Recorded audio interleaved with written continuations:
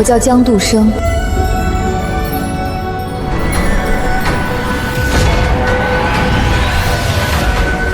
是礼部尚书的大小姐，生来自带凶劫。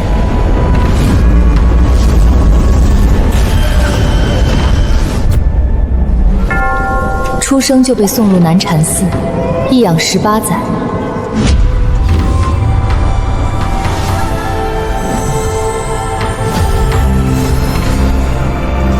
寺里不念佛，只教我捉鬼画符。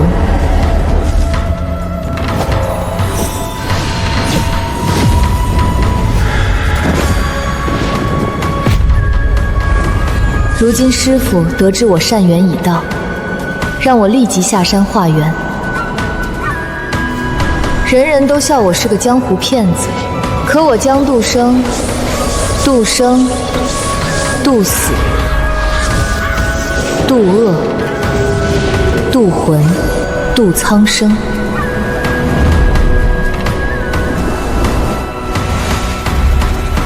唯独不渡没脑子的蠢货。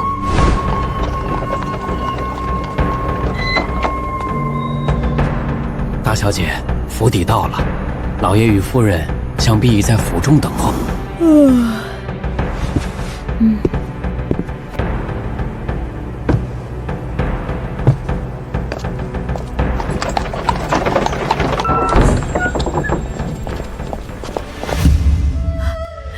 我的儿，我的儿啊！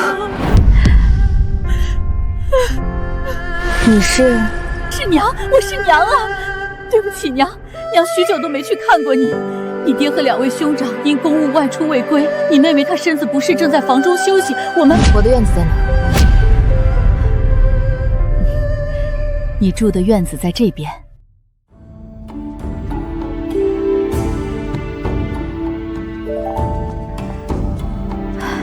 都退下吧，不用跟着了。是。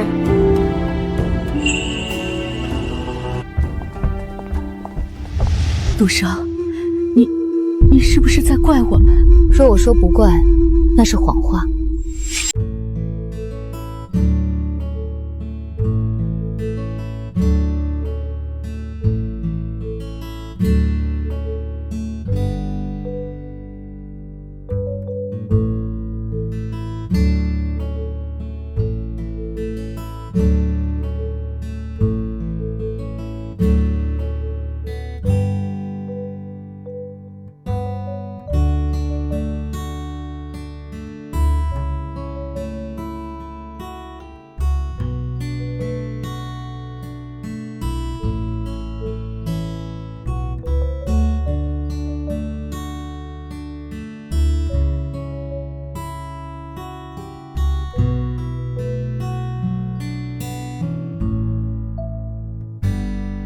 我来看你。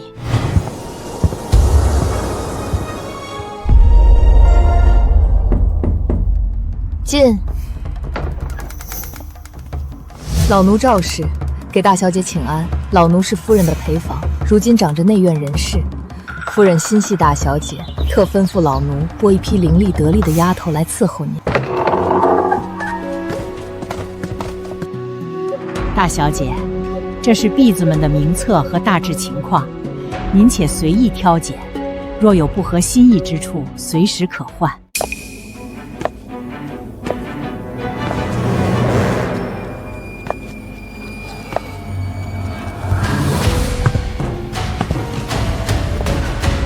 3魂7魄，竟只剩最后1魂4魄在勉力支撑。说吧，哪儿来的孤魂野鬼，强占这姑娘的肉身多久了？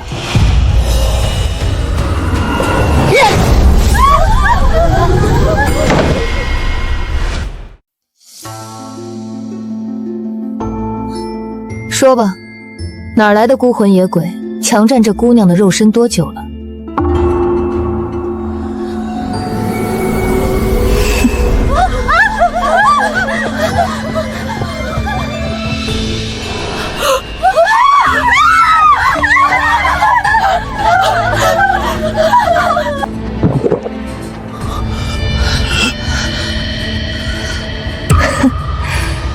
与你何干？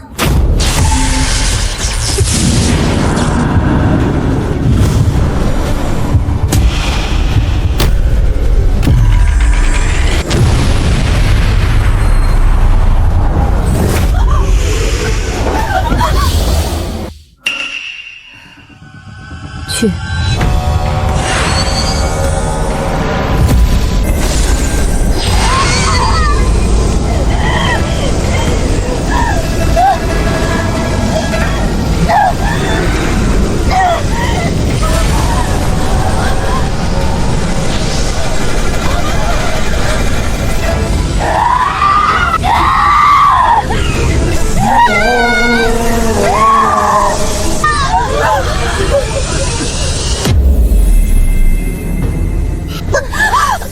让我来看看，你这只霸占他人肉身的鬼，长什么模样？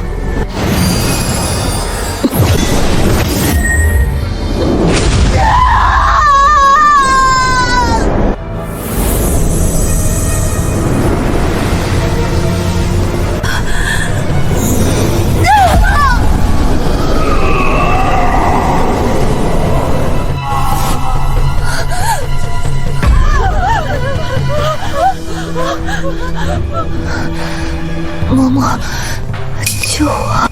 去！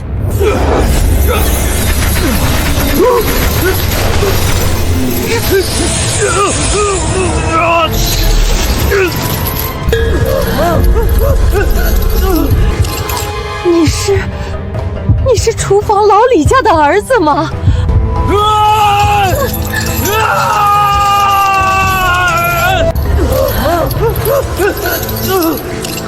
是他，那个半月前失足落井的李栓子。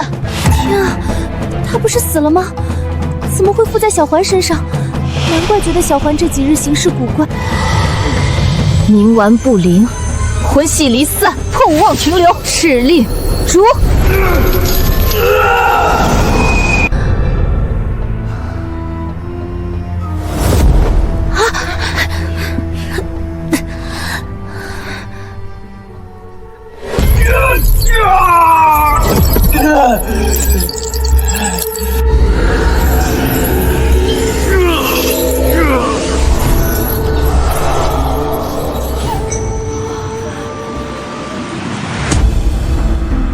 阴阳有序，生死有别。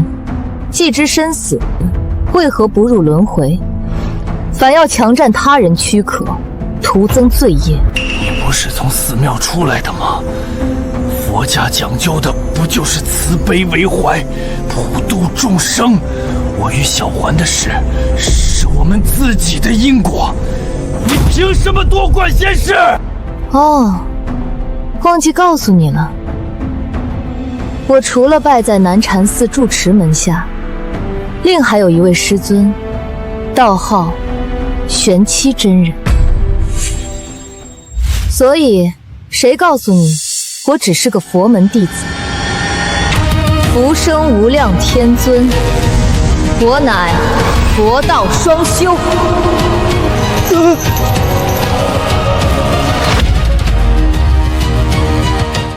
佛道双修，那你更应该明白情之一字，超越生死。我对小环一见倾心，生前无缘，死后能与她同一个身体长相厮守，有何不可？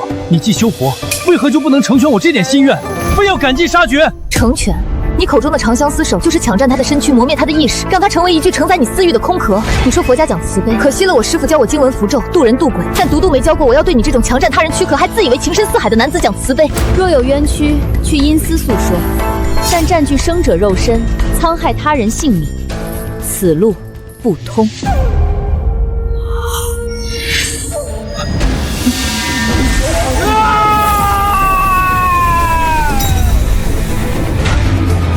大小姐，是老奴失察，让这等污秽之物进了您的身，老奴这就去禀明夫人，再为您仔细挑选一批干净得力的人来。不必，就他吧。是，大小姐仁慈，是老奴狭隘了。老奴先将他安置在厢房，请个郎中瞧瞧，待他身子大好之后，再送来贴身伺候。这些时日，您若有什么吩咐，只管先喊外院的几个3等丫鬟。您看这样可行吗？面容端正，眉眼间距较宽，山根不低，鼻尖圆润，沉稳持重，无谄媚相，是个忠心护主的。大小姐，可是觉得有何不妥？没什么，就是觉得嬷嬷处事周到，人很好。这个劳烦嬷嬷放在那丫头贴身之处，稳固她离散的魂魄，免得留下病根。是，老奴一定办妥。对了，今日这院里发生的事儿，若是有一个字传了出去，我就只好放几只小鬼，半夜去找你们聊聊天了。不敢不敢，奴婢们什么都没看见，什么都不知道。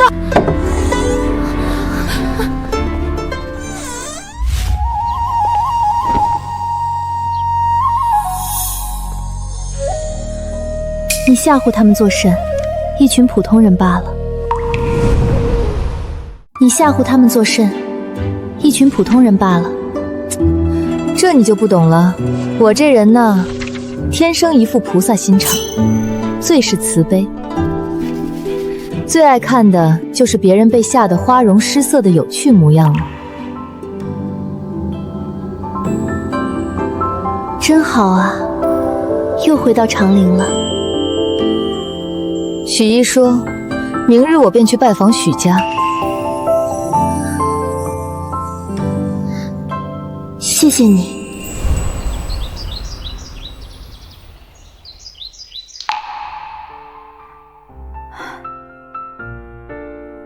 如何？那孩子，他还习惯吗？身边都选了哪些人伺候？回夫人，大小姐性子颇为沉稳，并未多挑，只暂留了一个2等丫鬟在身边使唤。他还是在怪我，对不对？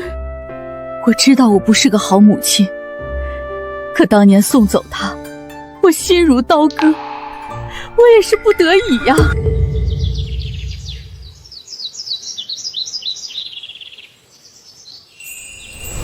夫人，此法乃是向天借命，此女命格奇特，煞气太重，冲克6亲，唯有置于佛前，以佛法徐徐化解，或可有一线生机。若留在府中，只怕熬不过半月。此女生来便为渡劫，或渡人，或渡己。贫僧便为她取一名渡生，望她能度过此生灾厄，亦能度化他人。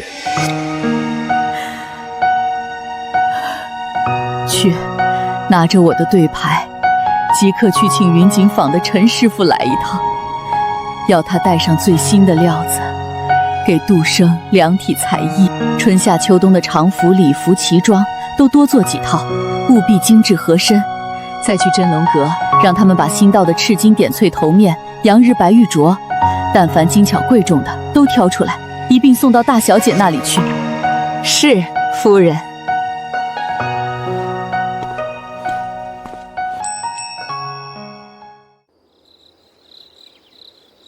这是府里的规矩，都放仔细些。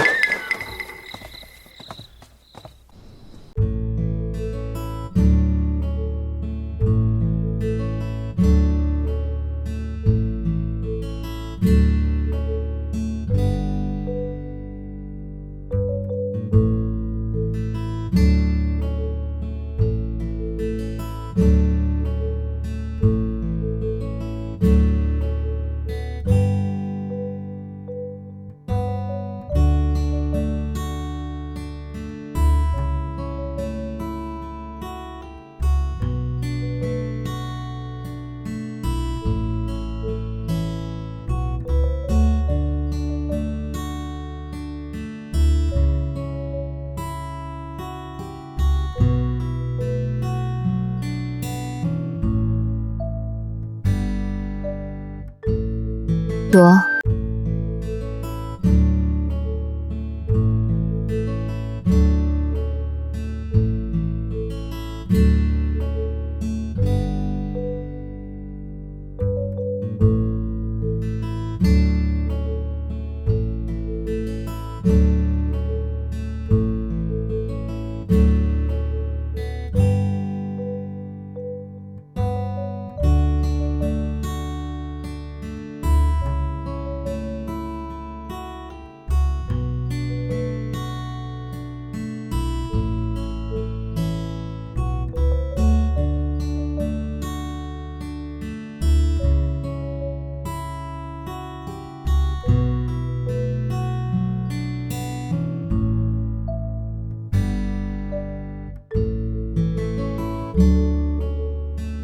岁前的死局，唯一的解脱之道。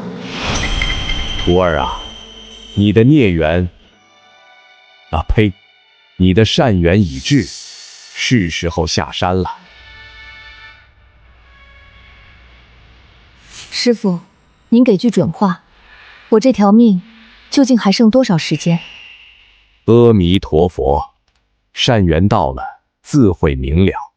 世间万般境遇，皆为修行。下山去，经历便是功德。你在佛前这18年，借着香火愿力，勉强镇住了命格和体内的凶煞。然，此法如滴蓝红，非长久之计。若20岁前寻不到那人，觅不得那唯一的解脱之道，届时纵使佛陀再现，为师也无能为力了。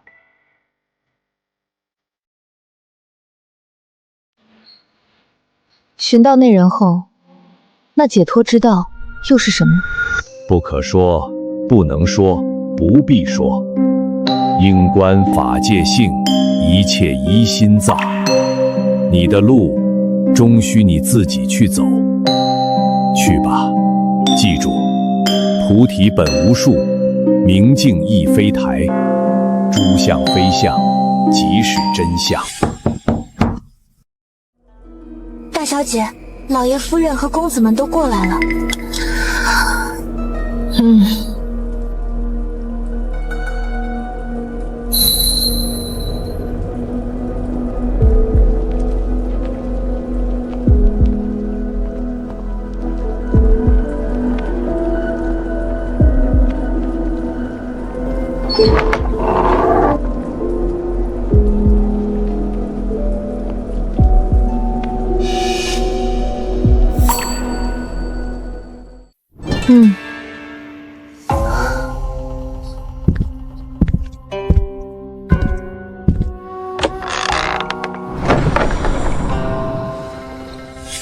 杜生，这是你大哥江之远。妹妹，这是你二哥江之恒。请进。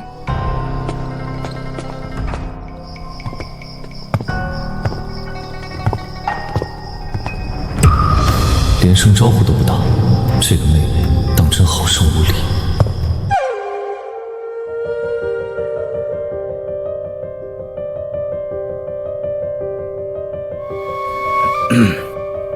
独生，回家了就好。往后若有什么短缺，或是想添置些什么，只管跟你娘说便是。好。杜生，你妹妹她身子还有些不适，怕过了病期给你。今晚就没一起来用膳，改日再让你们姐妹相见。无妨。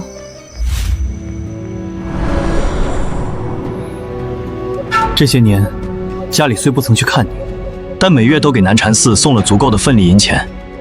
你怎么衣着如此？因为我将它们都用于布施行善了。师父说，唯有积累足够功德，或能稍稍压制我这不祥的命格，求得一线生机。这些年，让你独自在寺中清苦，委屈你了。确实。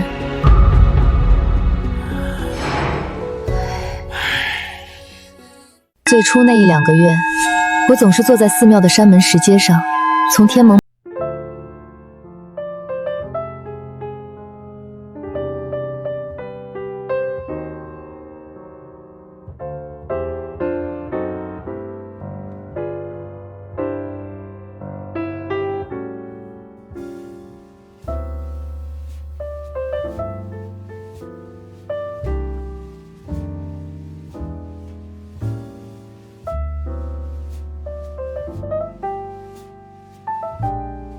我们对不住这孩子，我们欠他太多了。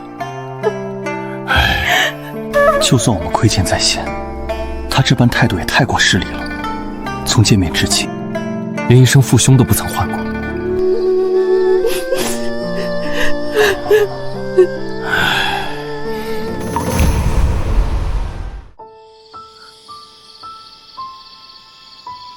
说书唱戏总要凄惨些，才好引人唏嘘，不是吗？其实，我刚才席间所说也并不全是假话。凡我所失，终非我有；既非我有，何妨放手？不属于我的，即便曾经得到，也终将失去；而那些真正属于我的，无论绕过多少弯路，最终都会抵达。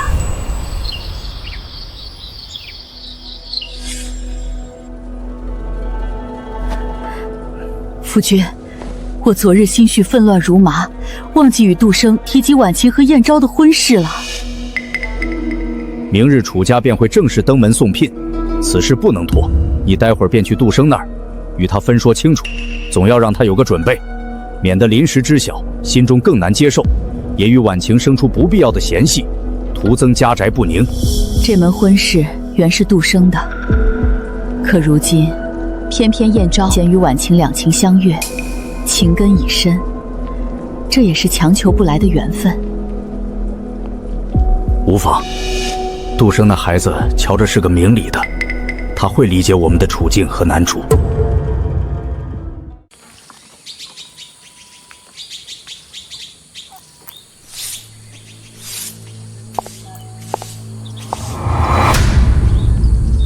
夫人，大小姐可起身了，我来看看她。回夫人，大小姐她一大早就出门去了。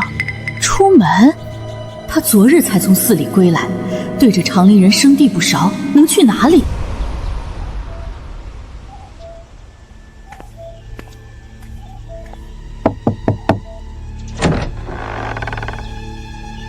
劳烦通传，我想见你们家夫人。请问姑娘您是？你只需带一句话进去。许遗书让我来的。去！我们家大小姐闺名岂是你能随便叫的？她远嫁天水城多年，距此千里之遥，怎会托你前来？莫要在此胡言乱语，速速离去！你阿胶日月胶低陷，复原早断，应在你5岁那年秋日，与水相关。你眉淡且散，兄弟宫暗淡，应是家中独子。现在可以去通传了吗？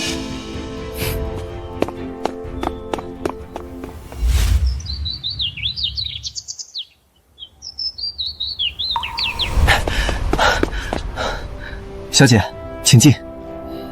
有劳了。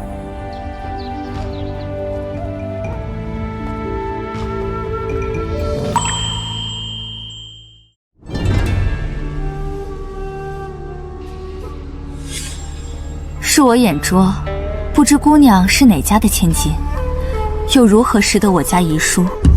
晚辈江杜生，劳烦夫人平退左右。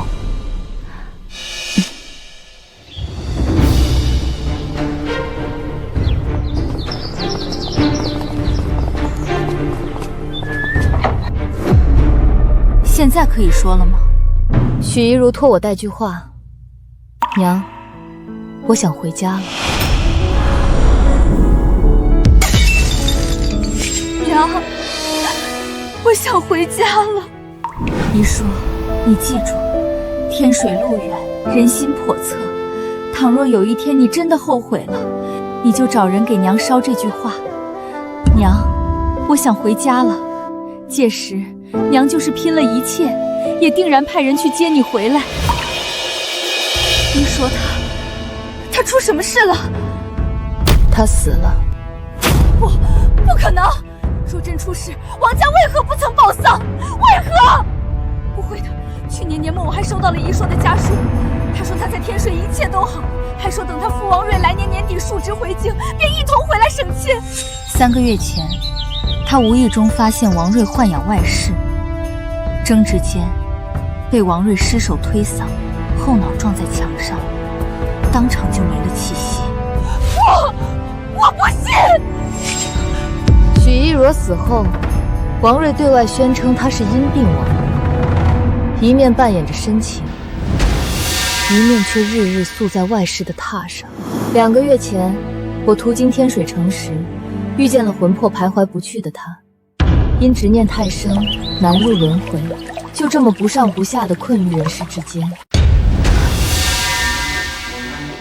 江姑娘，你的意思是？他的魂魄此刻就在这里。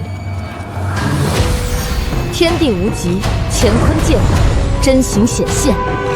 出！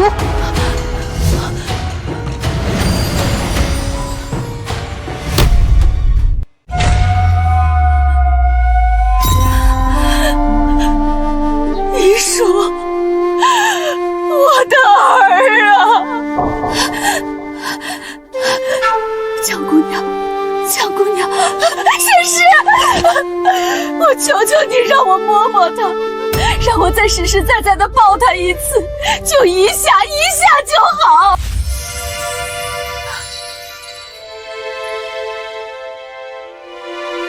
将此符佩戴在身上，可保你不被阴气侵蚀。许一书，给你半炷香的时间续话。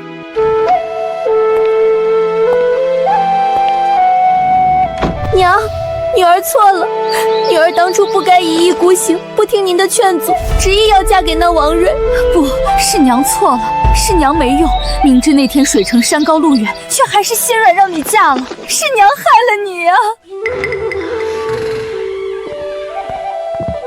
娘，请您一定要派人去，将女儿的遗体从那个肮脏的地方带回来。我不要留在王家的祖坟里，光是想想都觉得恶心。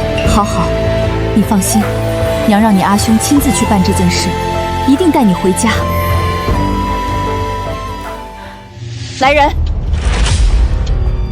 立刻派人去寻老爷和少爷回府，就说家里出了天大的事。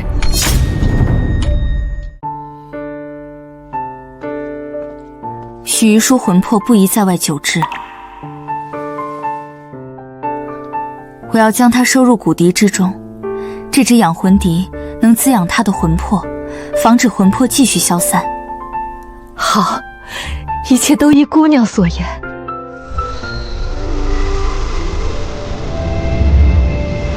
许夫人，我先告辞了。待贵府将许一硕的遗体顺利运回，再遣人寻我。届时我为他做法事，助他魂归地府，重入轮回。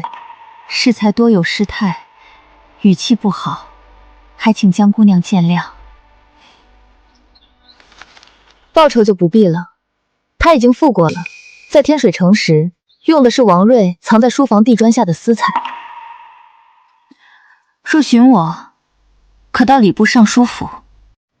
礼部尚书府，江杜生。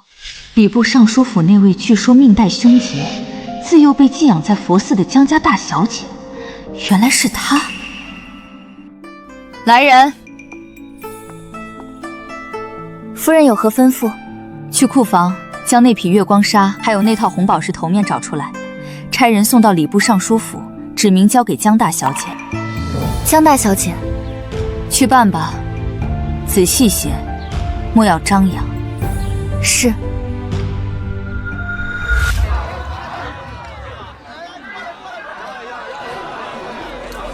姑娘，咱们是不是在哪儿见过？确实，人多眼杂，不好动手。是你自己从他身上下来，还是我动手把你从他身上打出来？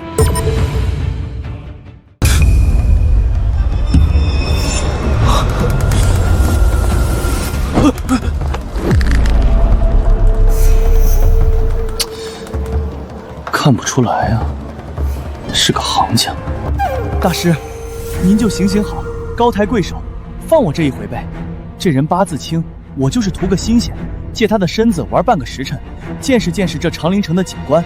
玩够了，腻了，自然就走了，保证不伤他性命。好啊，我对鬼魂一向最宽宏大量了。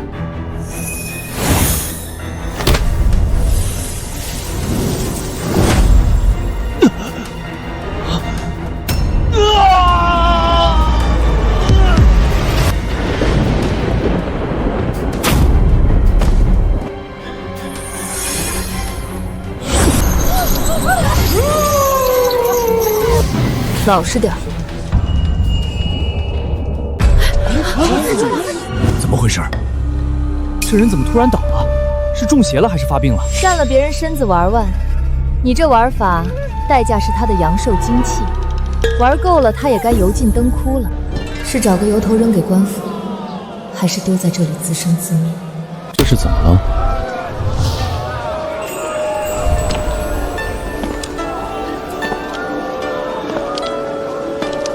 好浓郁的紫气，这煞气竟能压制我体内的凶煞。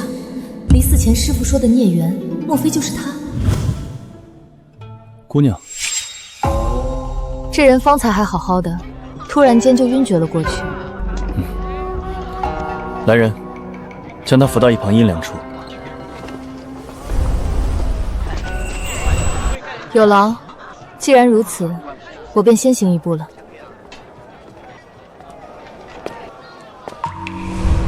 你叫什么名字？谢剑尘。世子，大夫说那男子元气有亏，才会突然昏厥，休养几日便可无恙。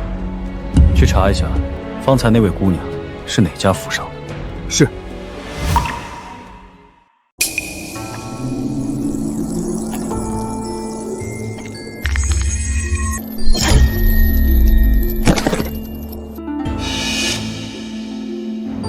说吧，姓甚名谁，怎么死的？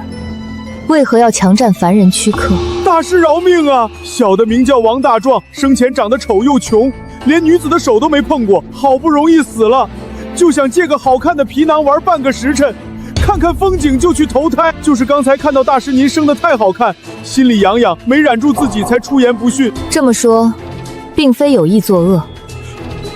对，我才上身半炷香，绝对不敢伤人。我可以为你施法，暂时塑造一个可供驱使的躯体，实现一道自行消散。期间不准伤人，不准惊吓妇孺，更不准再调戏女子。如有违背，便叫你尝尝魂飞魄散的滋味。谢谢大师，谢谢大师。但是你得替我去查一个人。大师，您是想让小的去打听那位谢公子的情况？大师，您莫非是瞧上人家了？你是不是想立刻再死一回？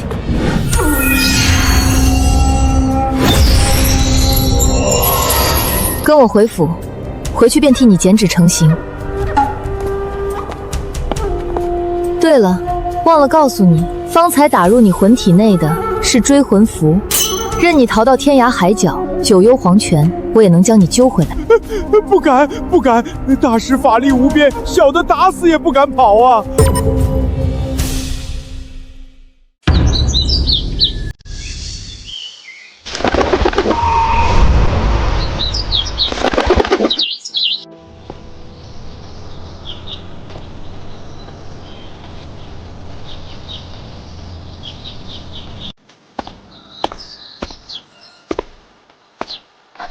杜生，你回来了，你这是去哪儿了？怎么了？有什么事吗？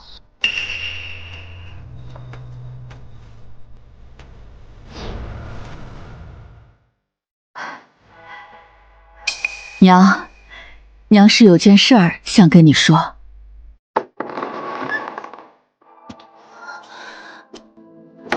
什么事？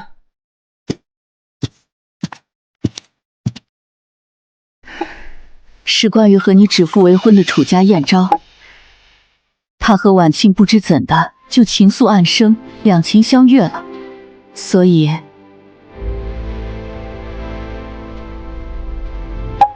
你们是想让我主动将这门婚事让给他，是吗？不是让，是成全。杜生他们是真心相爱，强扭的瓜不甜。原来这叫成全。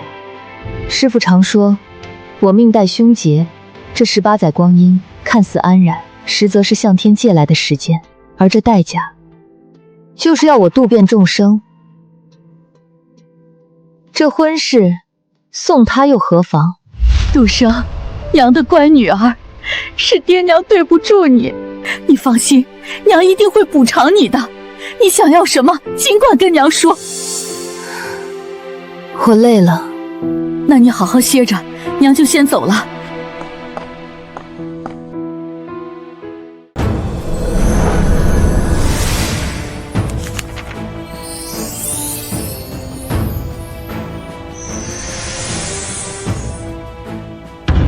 去吧。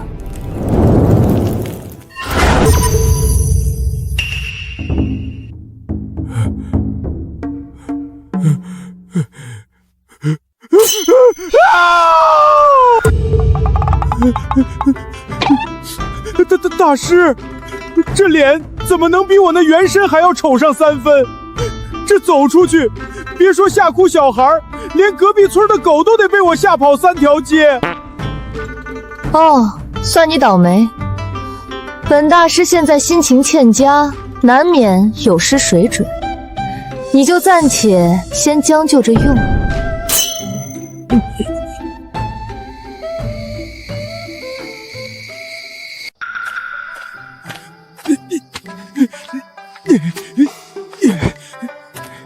什么人啊这是？还大师呢，就知道欺负我这种没人疼没人爱的短命鬼。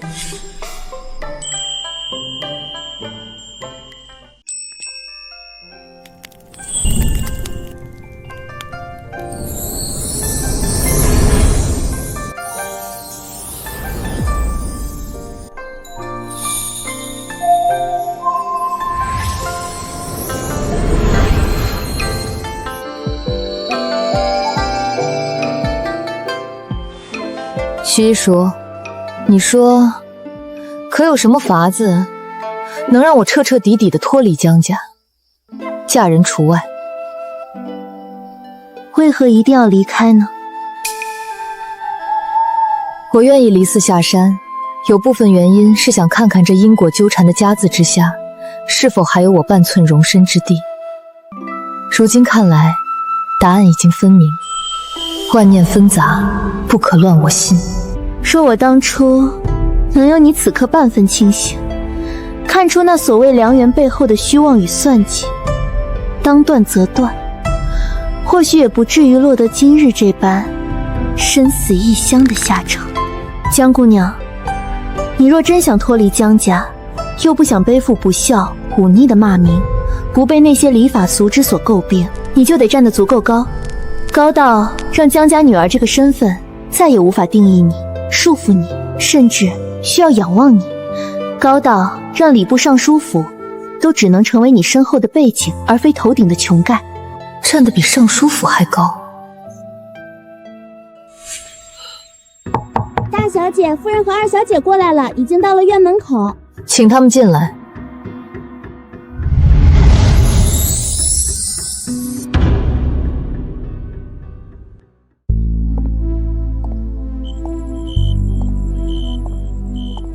杜生，这是你妹妹婉晴，身子刚好些，听说你应下了那件事，心里过意不去，非要亲自来谢谢你。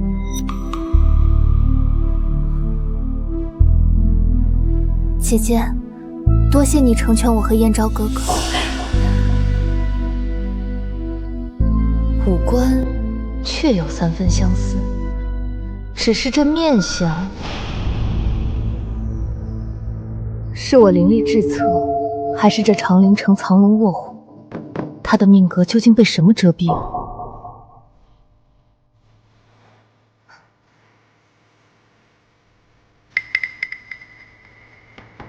杜生，二位还有什么事情吗？过几日长陵有个赏花宴，是郡主府办的，最是热闹雅致。娘想着带你一同去散散心，也好多认识些人。你妹妹也去，正好做个伴儿，姐妹俩也好多亲近亲近。如果你不想去也没关系。是啊，姐姐，那宴会可好玩了，还有从南方来的戏班子呢。好啊，去看看也无妨，正好弄明白这长陵城里我看不透的面相到底有多少。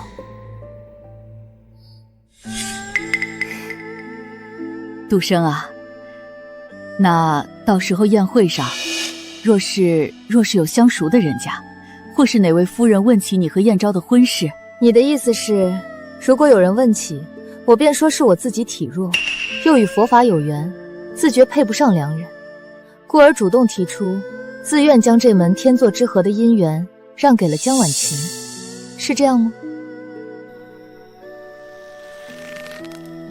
杜生，只有这样说，婉晴才不会落个抢夺嫡姐姻缘的坏名声啊。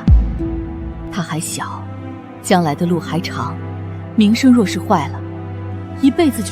为了保护小女儿的名声，就要大女儿编织谎言背下所有，偏心至此，多说无益。知道了。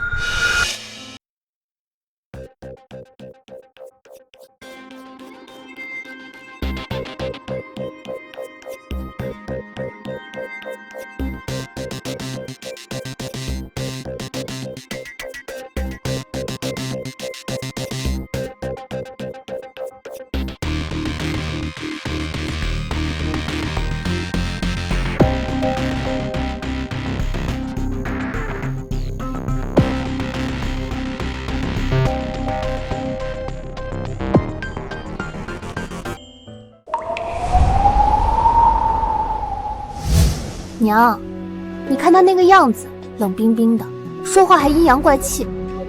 不许这么说，你姐姐她愿意把婚事让给你，你要记着她的好。她这样是在怨我，怨我这个当娘的偏心。没事，以后日子还长，娘会加倍补偿她的。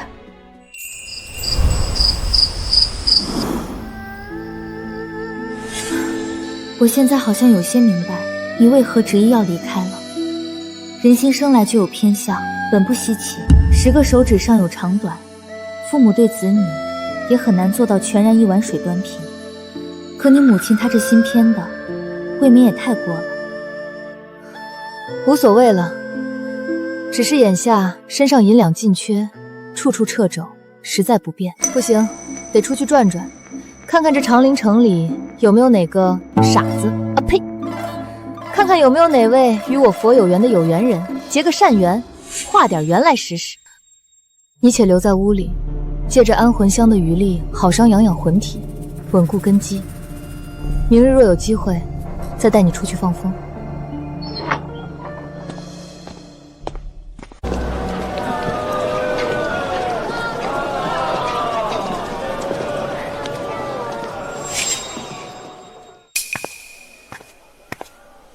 这位姑娘，是想问姻缘，还是问前程啊？我都不问，我给你银子，我给你算一卦，若我算的不准，这银子白送你，如何？哟，这倒是新鲜事儿。这姑娘说什么？她给算卦的银钱，她来算。这是谁家的姑娘？生得这般标致，莫不是个这里不太灵光？谁不知道这徐半仙儿在这儿摆了半年摊？这姑娘怕是要自讨没趣喽。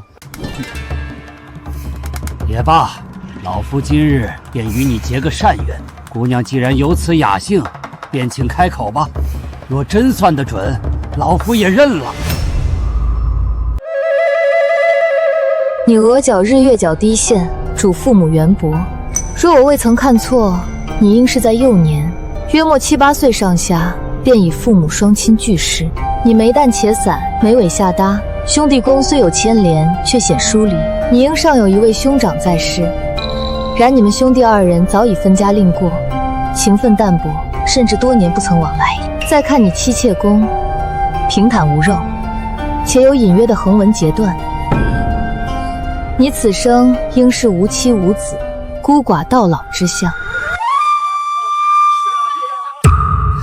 小姑娘倒是打听得很清楚，老夫在此摆摊半年，这些陈年旧事我也与人说过，只要稍加打听就能打听出来。哦，街坊邻里连你命宫中那道显示35岁有一生死大劫，幸得贵人相助，方能化解的痕迹也清楚。你究竟是谁？你山根左侧有一颗机不可见的小黑痣，此乃客死异乡之兆。道长，你并非长陵城人士吧？而且，你故乡应在西南方向，且近水。如何，老先生？我这一卦可还算得准？姑娘，不，仙师，方才是在下有眼无珠，冒犯了仙师，还请您千万海涵，大人不计，小人过。无妨，我并不是要与你为难，只是想借你这摊位一用。仙师您请，您尽管用，能用小老儿这摊子，是小老儿的造化。今日出临贵地，结个善缘，免费算一卦。哦，免费算卦，有意思。来，给小爷我批2句，就算小爷我今日运势如何，可有桃花运啊？子时楼台，当聚水声。姑娘，您府上在何处？在下有一位好友，家中近日出了些匪夷所思的怪事，便请高人都束手无策。若姑娘得闲，可否请您一步一关？明日午时，我还会再来，届时你可带你那位好友过来。只不过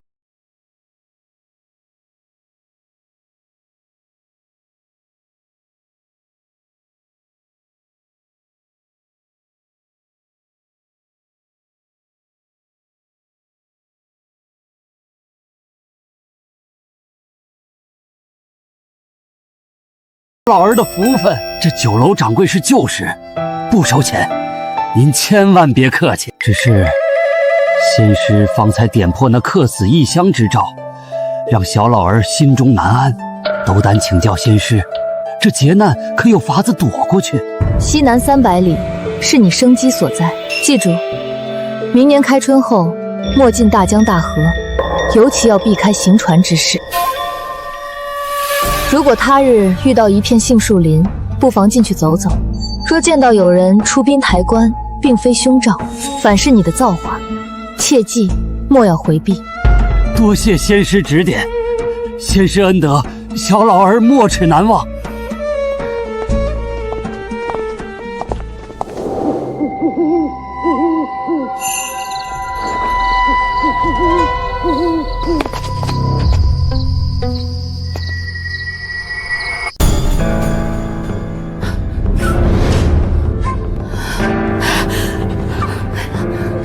愣着干什么？立刻让所有出去寻找大小姐的人全都回来！都给我听好了，今夜之事，全都给我烂在肚子里。若是让我听到外面有半点风言风语，是，都下去吧。是。杜生，你去了何处？哟，这么热闹啊！不知道的还以为我院子里半夜唱大戏呢。不过深夜带着这么多人齐聚我这小院，不知是有什么大事。杜生，你去哪儿了？方才许家特意派人送来了厚礼，说是感谢你。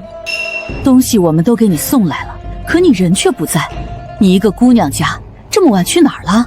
还有，你什么时候识得了许家的人？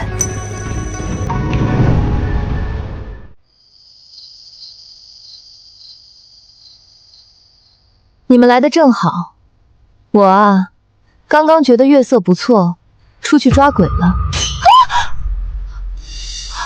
二哥，世上真的有鬼吗？他说的是真的吗？别听他胡说八道，装神弄鬼吓唬人罢了。他眼神平静，没有丝毫玩笑。许家突然送来谢礼，还有徐府今日的动静。好了，志恒，你妹妹胆子小，先带她回去歇息。杜生，过来，爹有话要问你。我累了，不想说。许家送我的东西放下，你们出去。父亲，时辰确实不早了，妹妹想必也奔波累了，有什么事，不如等明日大家都冷静些再说。是啊，夫君，杜生肯定累了，让他先歇着吧。有什么话，明日再说。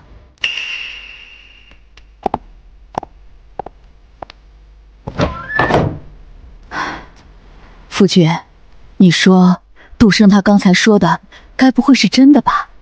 他真的会抓鬼？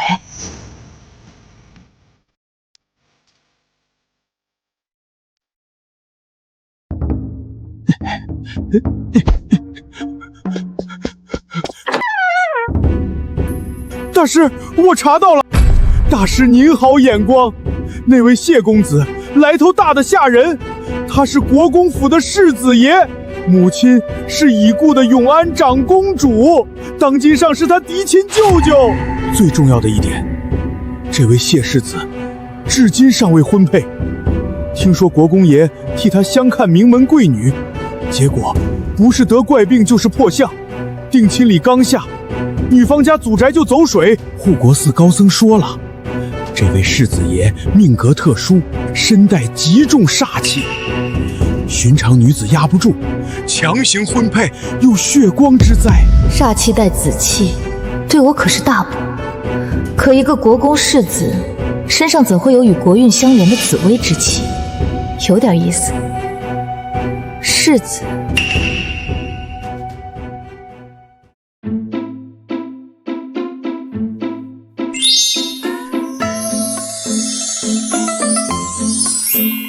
大师，您居然还养了别的鬼，那我算啥？这位鬼友有礼了，我叫许一硕。我叫王大壮。他这么好看，我却是个歪瓜裂枣的纸片子，这也太丢鬼了。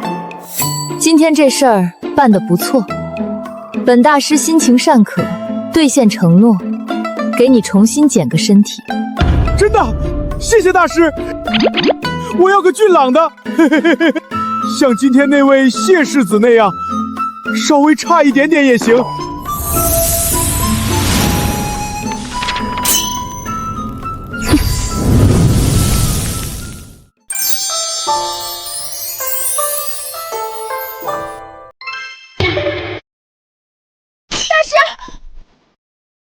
我不要当女子，我要当男子，顶天立地的男子汉。您怎么能给我捡个女子的身子？这样我以后怎么见鬼啊？你这鬼好生无理取闹！你生前不是自诩相貌丑陋娶不到媳妇儿，如今本大师大发慈悲给了你顶好的相貌，你还嫌弃？再说了，你这新身子走出去，保准比很多真女子还引人注目，有何不好？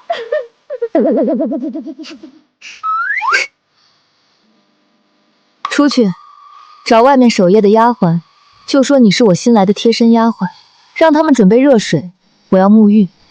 哦。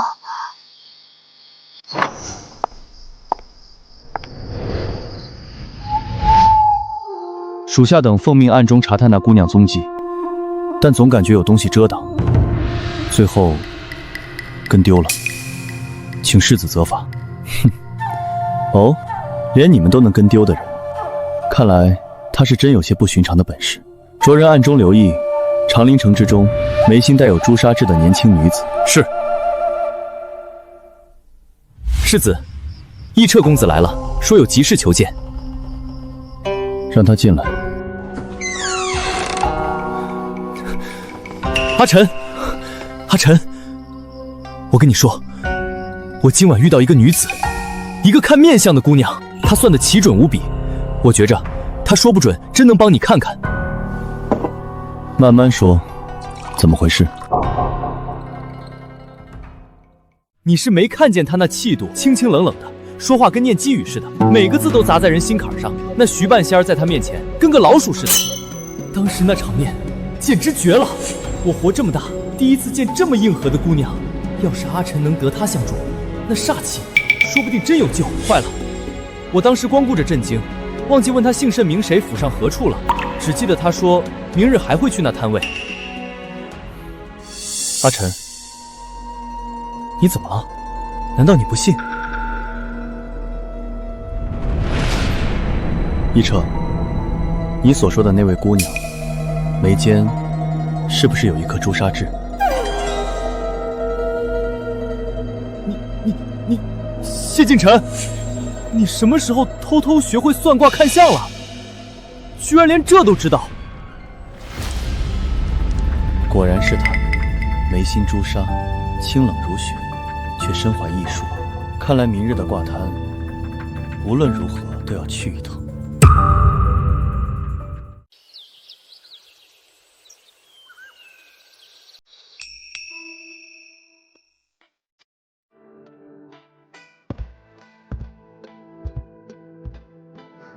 奴婢小环，多谢大小姐救命之恩。我不喜人近身伺候，你平日只需负责院中洒扫，有事我自会唤你，无事不必进屋。下人们都说大小姐神神叨叨，脾气古怪，没想到竟给我这么大的清闲。是，奴婢明白了。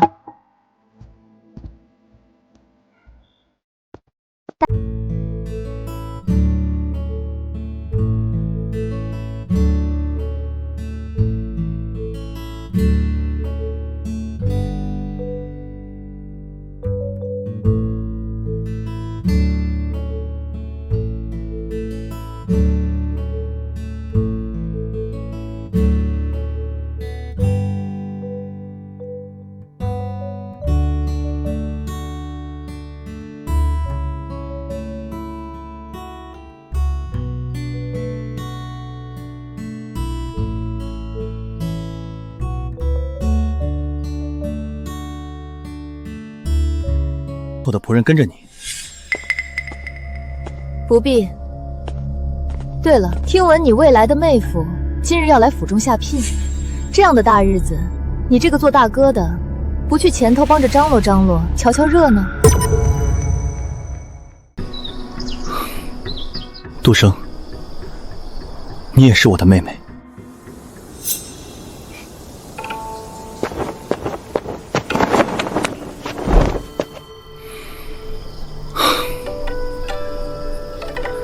去，远远跟着大小姐，务必确保她安全。若非必要，不要打扰，随时汇报行踪。是。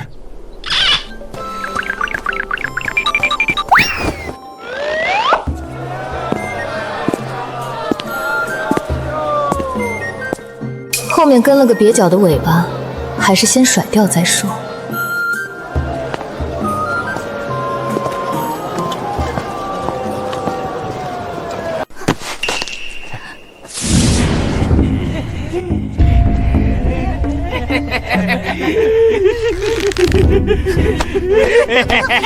我只是想溜达熟悉一下新身体，怎么女子处事如此艰难？这纸人身子打出的拳头怎么跟欲拒还迎似的？大师，大师，快救我啊！他们调戏我，光天化日之下调戏良家妇男啊，不，良家妇女啊！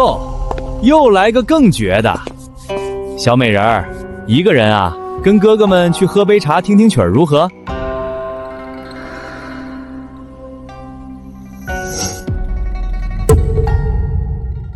阿弥陀佛，诸位施主，色即是空，空即是色。欺辱弱女子是要下拔舌地狱的，勿造口业，勿行恶举。出家人，我最喜欢的就是你这种看起来清冷高洁的出家人了。不知道撕开这层皮，里头是不是也跟摇鸟一样？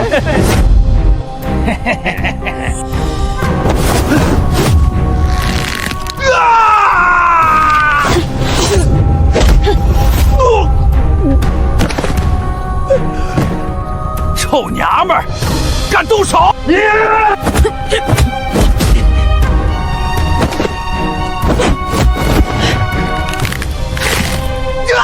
我的手！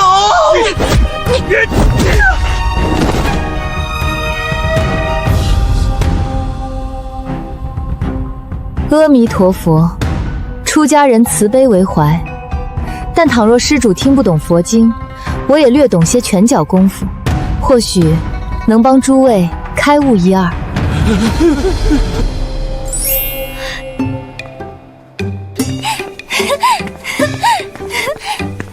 大师，您太厉害了！走了。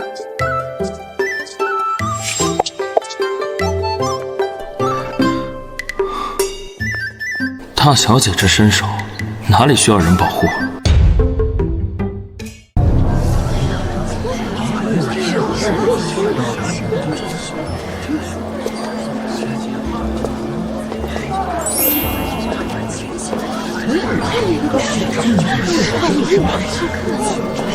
真来了，瞧着比昨晚更不好亲近了。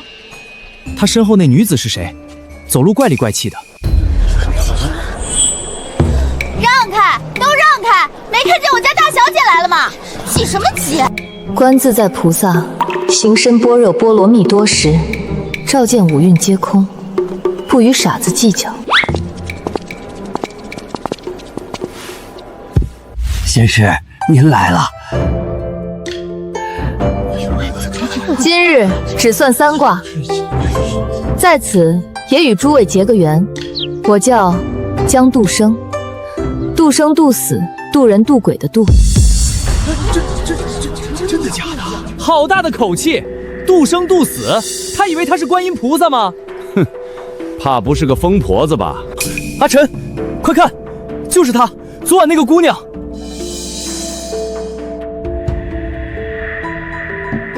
这样的性子，还真是坦诚。这姑娘还挺不谦虚的。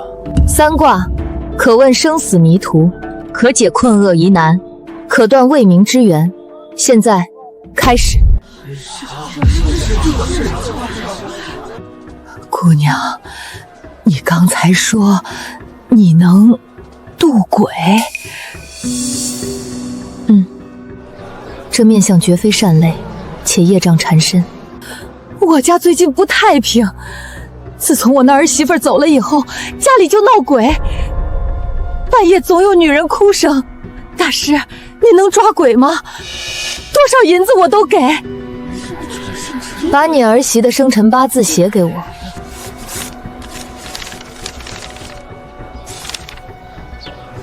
此八字显示命主乃自缢而亡，且是含冤负屈、怨气冲天之相，对吗？对，大仙，您真是神了。他是不是有什么心愿未了？怎么样才能让他安生啊？他并非有心愿未了，他是怨气难平，要带你们一起走。尤其是你。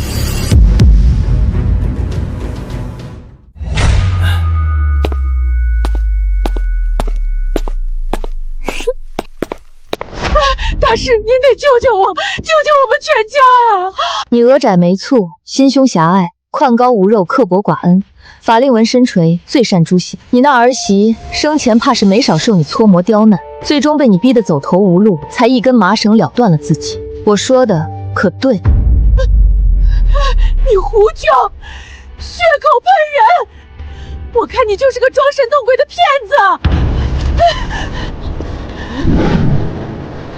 想走，问过我家大小姐了吗？你可知道敢欠修道之人银子的后果？轻则霉运缠身，重则……那厉鬼说不定今晚就趴你床头跟你算账。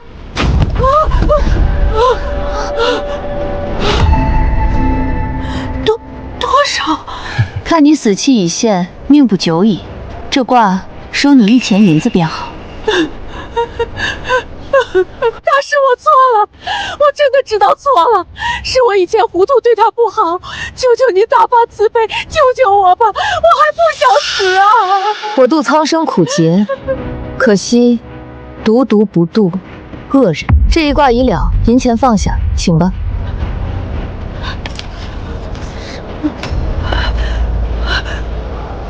救救我们全家呀！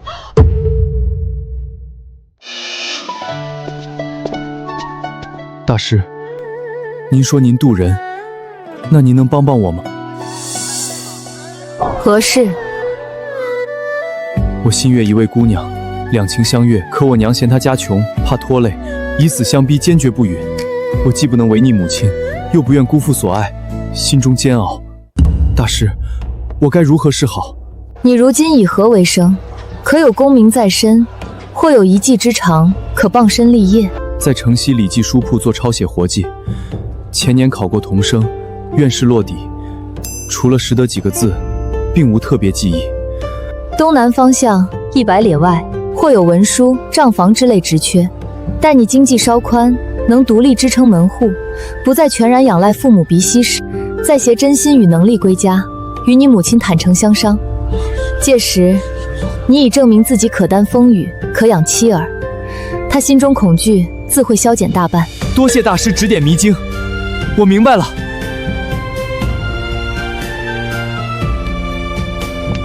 此卦只收一文，剩下的就当我祝你早些如愿。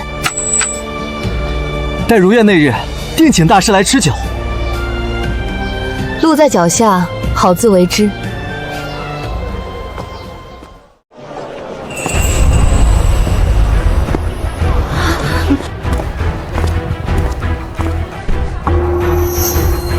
移动的紫气以及钱袋子，终于来了。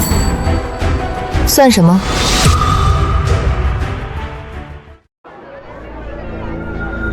不算卦，但想请姑娘抓鬼。此处人多眼杂，不便细谈。不知姑娘可否移步到楼上雅间一叙？可以。今日三卦已毕，3日后我会再来。有心求解者，届时请早。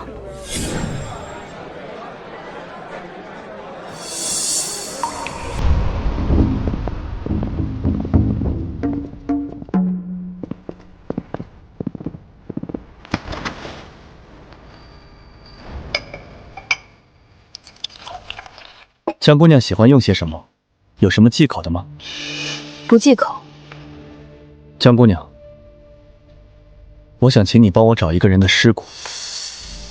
谁的？抱歉，暂时不能告诉你。哦，那我也没法和一个连基本坦诚都做不到的人合作。不知逝者何人，不明前因后果，恕我无法接受这般不明不白的委托。好，但今日所言关乎重大，请姑娘务必守口如瓶。好。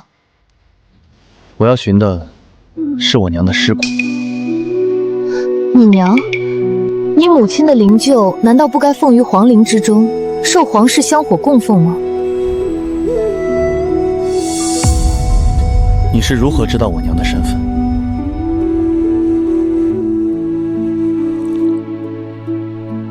只准你派人暗中尾随查探于我，就不准我派鬼稍稍了解一下你吗？没错，就是本鬼查的，厉害吧？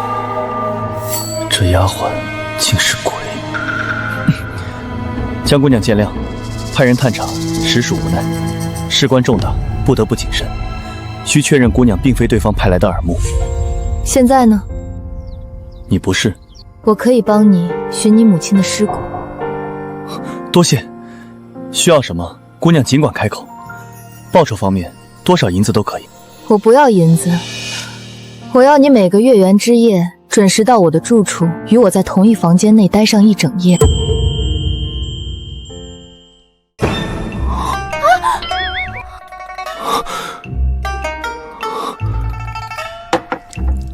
阿晨，你听见没有？他这是连名分都不打算给你啊！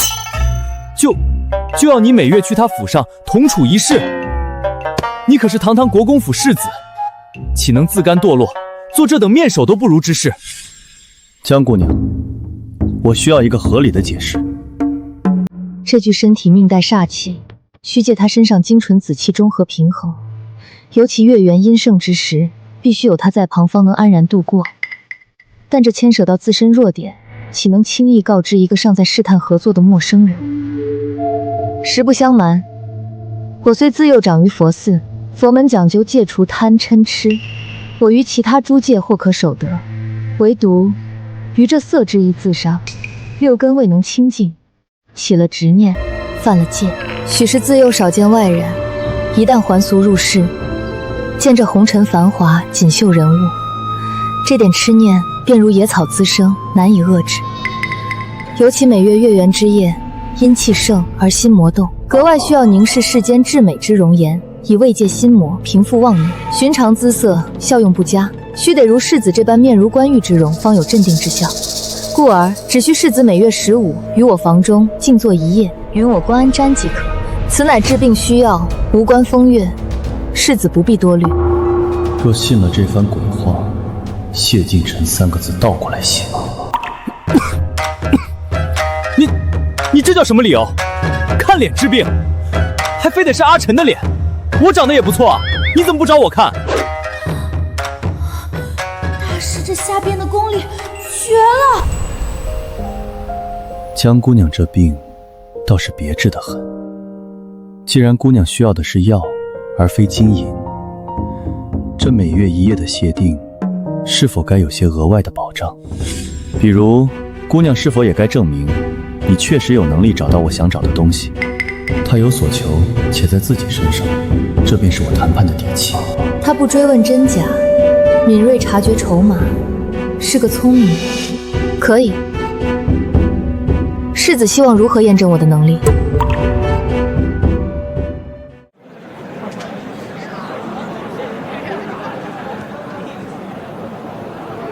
很简单，3日后，你随我去一个地方，若你能解决那里的问题，我们的合作便按你提的条件开始。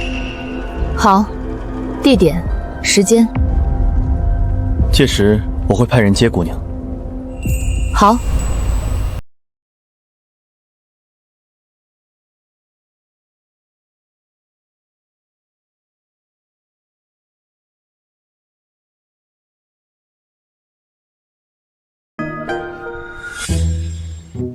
江大小姐在佛寺清修多年，为何突然决定下山还俗？和这些心思九曲十八环的聪明人打交道，真比直面厉鬼还要费时。谢世子，你怎么知道我是江家大小姐？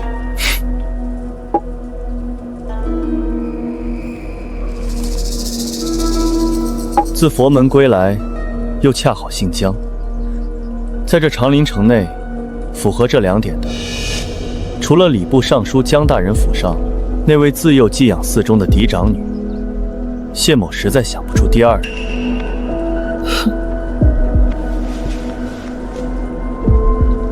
江姑娘不吃了吗？谢世子，我不喜欢和聪明人一起用膳。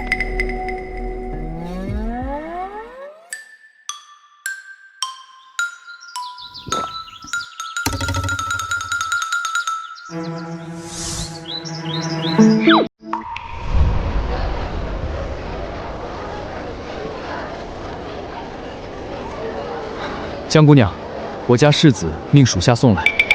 世子还说，下一回他争取做个不怎么聪明的人。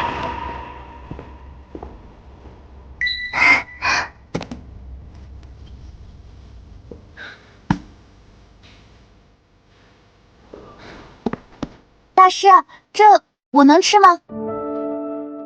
可以。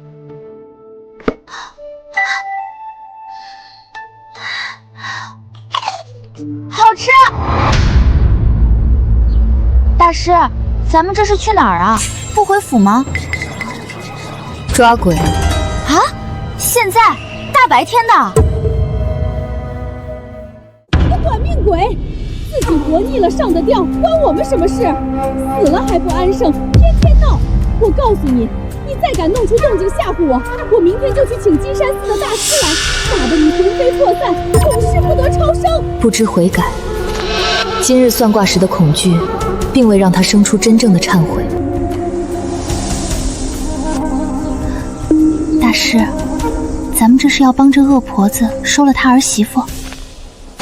食盒拿来。怎么了，大师？您不是说随我吃吗？饿了，垫垫肚子，等天黑。我那个，我都吃完了。王大壮，你很不错，你是第一个敢抢我东西吃完的鬼。大师，冤枉啊！是您自己说我可以吃的，您没说不能吃完啊！我让你吃，没让你吃完。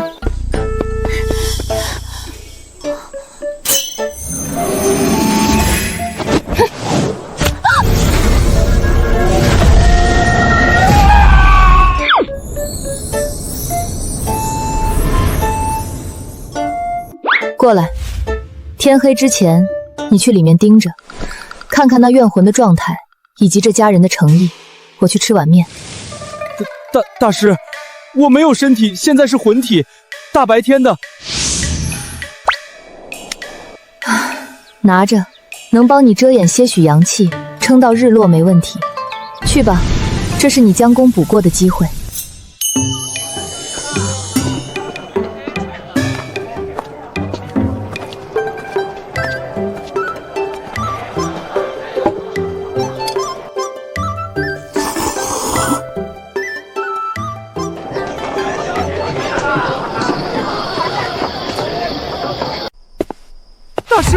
大师救命啊！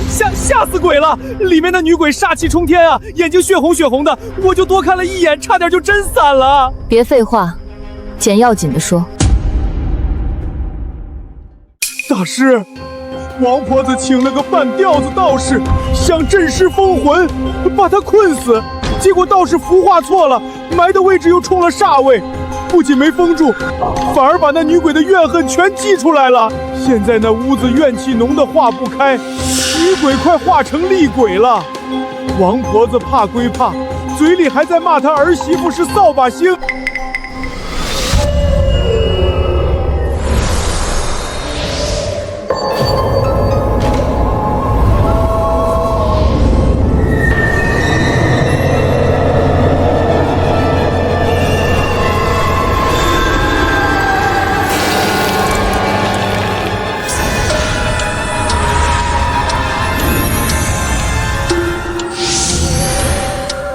你恨他们，是因为你曾信过情，盼过好，是因为你心里本是个会痛会爱的人。杀了他们很容易，但之后你的恨会消失吗？不会，它会变成更深的枷锁，锁住你自己。他们作恶自有因果孽报，阳间的牢狱、阴司的刑罚一样不会少。但你若亲手染血，便是将你自己苦主的身份变成了与他们无异的凶徒。到了阎罗面前，你这一身苦楚反会成为你亲手造的杀孽受罚。我并非劝你放下仇恨，去你该去的地方，将你的冤屈、你的苦楚，完完整整呈于判官之前，让王家母子活着，在阳间受尽唾弃、恐惧、病痛和贫困的折磨。而你，清算完毕，卸下重担，可重入轮回，得一个干干净净的来世。这才是对你而言最干净的报酬。选择在你。你若仍执意要此刻了结他们，我也不会再阻。他们真的会有报应。王婆子印堂死灰之气已凝结不散，不出半月必遭病恶缠身，受尽折磨，呕血而亡。此乃他平生口业与恶行反噬，无人可救。至于王富贵，他眼泛灼黄，山根断折，泪淌黑线。往后神志渐昏，嗜酒如狂，不出半载必醉死于阴沟污渠之中，尸身难全。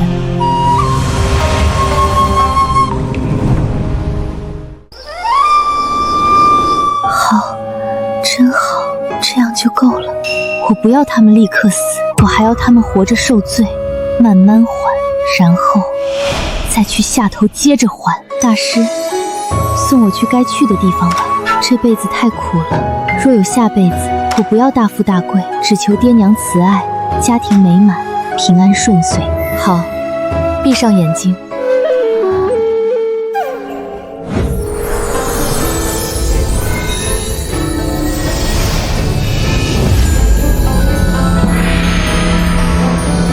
李秀娘，以此门为界，前尘旧怨，皆留此案。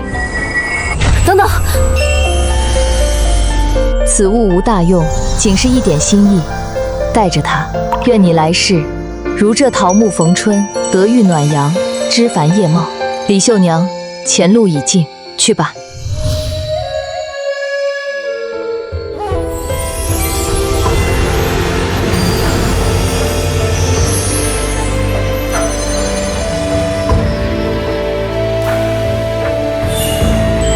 大师，您真善良。这样啊，那善良的我，现在也顺手送你下去，如何？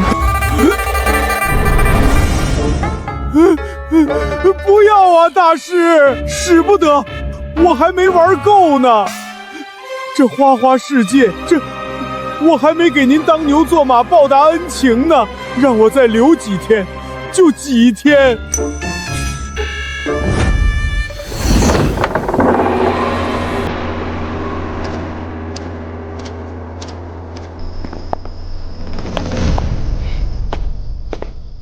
杜生，正巧，来为你引荐一下，这位是纯公王府的处世子，也是婉晴未来的郎婿。这张脸与婉晴有3分相似，气质却截然不同，视我如无物，倒是与传闻中怯懦的江家大小姐大相径庭。燕昭勿怪，杜生他刚回府不久，许多规矩还在熟悉，若有失礼之处，我代他向你赔不是。无害，将来都是一家人。姐姐，方才在门口见着楚世子了。姐姐留步，我有几句体己话想跟姐姐说。今日燕昭哥哥前来下聘，府里上下都很欢喜。这桩婚事虽是阴差阳错，但如今既已定下，便是关乎我们江家女儿生育的大事。姐姐才回府，或许不知长陵城人多口杂，妹妹别无他意，只是希望姐姐日后寻常遇见能稍稍避忌些，尽量莫要与燕昭哥哥单独接触，以免惹人非议。毕竟姐姐方从佛门归来，若是惹出闲话，也徒惹父亲母亲烦心。姐姐能明白我的顾虑吗？江婉晴，你好像搞错了一件事。第一，这婚事不是阴差阳错，是你们抢去的。我对你们费尽心思抢去的东西没兴趣，更没兴趣碰，所以让开，你挡着我回去的路了。你站住！你这话什么意思？谁抢了？我和燕昭哥哥。好狗不挡道。你粗俗。好狗不挡道，这样够文雅不粗俗了吧？能听懂了吗？能让开了吗？放心，你那未来夫婿在我眼里跟路边的石头没什么区别。不过抢来的石头可得看紧了，毕竟能被轻易抢走的未必是什么好东西，也未必真就属于你。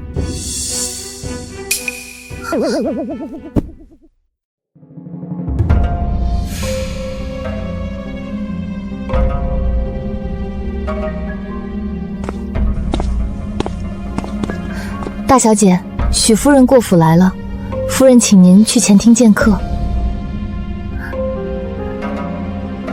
知道了。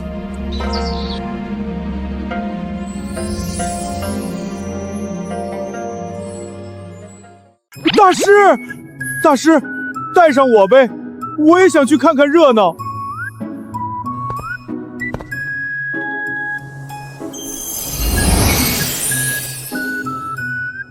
进去吧。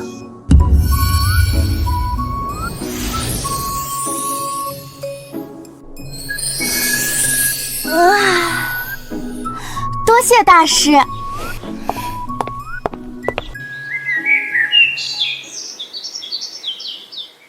杜生不愧是自幼受佛法熏陶的，这通身的气度沉静安然，言行举止更是妥帖得当。依我看啊，许多所谓的大家贵女，怕是都比不上这份从容呢。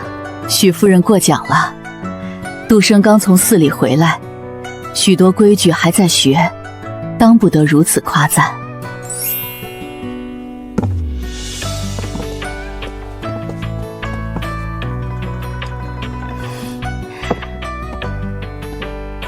江姑娘来了。许夫人，江夫人，说来不好意思，我一见杜生这丫头就觉得格外投缘，心里喜欢得紧。不知今日可否请杜生去我们府上坐坐，说说话，也用顿便饭。是啊，我一见许夫人也觉得无比亲切。既然许夫人盛情，杜生也愿意，那便去吧。只是杜生刚回来，若有礼数不周之处，还望夫人多包涵。江夫人放心，我定把杜生当自家孩子看。那咱们这就走吧，马车就在外面。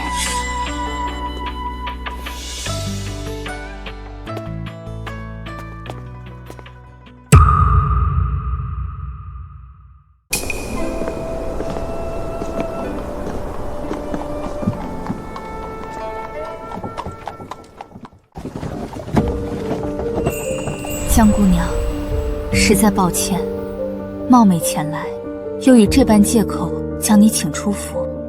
无妨。可是许一硕之事有了进展。是，一硕的兄长前日连夜兼程，已将他的尸骨运回了长陵。另外，大理寺那边已将王睿从任上所拿，马不停蹄地押解回京，眼下就关在大理寺狱中。可那王睿自被抓获起，便矢口否认杀妻，他只承认自己豢养外室，被一硕发现后发生争执。但他坚称一硕是当时气急攻心，突发心急而亡。他因害怕我们许家追究，前程尽毁，才一时糊涂，对外谎称一硕未去世。他坚称自己绝非故意杀人，只喊冤枉。原本我们想请最好的仵作仔细验看一硕的遗体，希望能找到铁证。可谁曾想，那天水城地处南方，气候本就潮湿，一硕的遗体竟已大半腐化，只剩下一具骨骸。大理寺的仵作已仔细查验过那具骨骸，回报说骨骸完好，未见任何明显外力所致的痕迹。从骨相上看，死者生前似乎并未遭受足以致死的严重外伤。尸骨无外伤？对，一硕明明是枉死，王睿那畜生也承认了争执，可骨骸上偏偏找不到对应的伤痕，这让我们不得不怀疑，这具骨骸究竟是不是一硕的？可仵作推断，那骨骸的主人是位年轻女子，年龄与一硕去世时完全吻合。有意思。许夫人，可否带我去看看那具骨骸？那骨骸如今作为重要证物，正存放在大理寺的殓房中，由专人看管，等候复审。外人怕是不便轻易查看。既是关键证物，存疑之处更需理清。我有办法查验一些常人难以察觉的痕迹。好，我让我家老爷想办法安排。只是大理寺规矩森严，可能需要些时间打点。无妨，我可以等。到时候顺带会一会那位坚称自己冤枉的王睿。姑娘是说，骸骨或许能欺瞒仵作的验尸刀，证词或许能蒙蔽堂上官员的耳目，但活人心中有鬼，真话未必藏得住。好，我这就去安排，争取能让姑娘见上那畜生一面。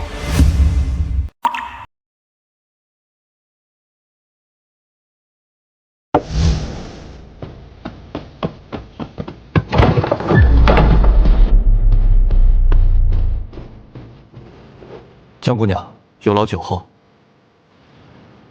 在下已与大理寺少妻交涉妥当，可拨出半个时辰，允姑娘前往灵房查验。半个时辰足矣。只是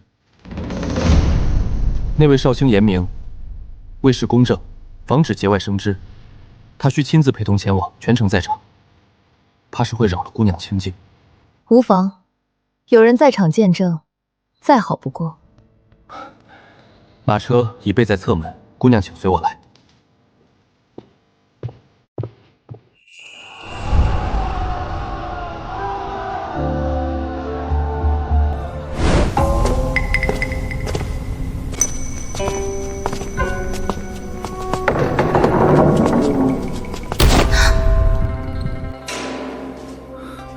姑娘，抱歉。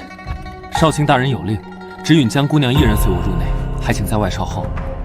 你在外边候着。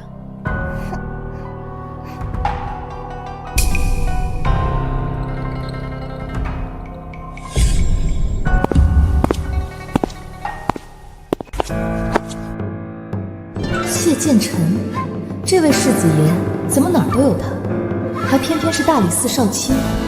这种被恶鬼缠上的感觉，在这森冷之地竟格外鲜明。江姑娘，又见面了，真是巧了。阿晨，江姑娘，你们认识？认识。不认识。南巡，江姑娘，请。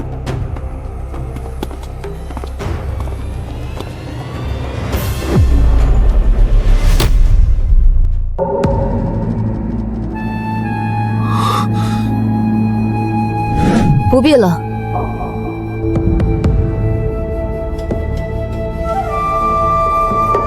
骨笛滞涩，毫无共鸣。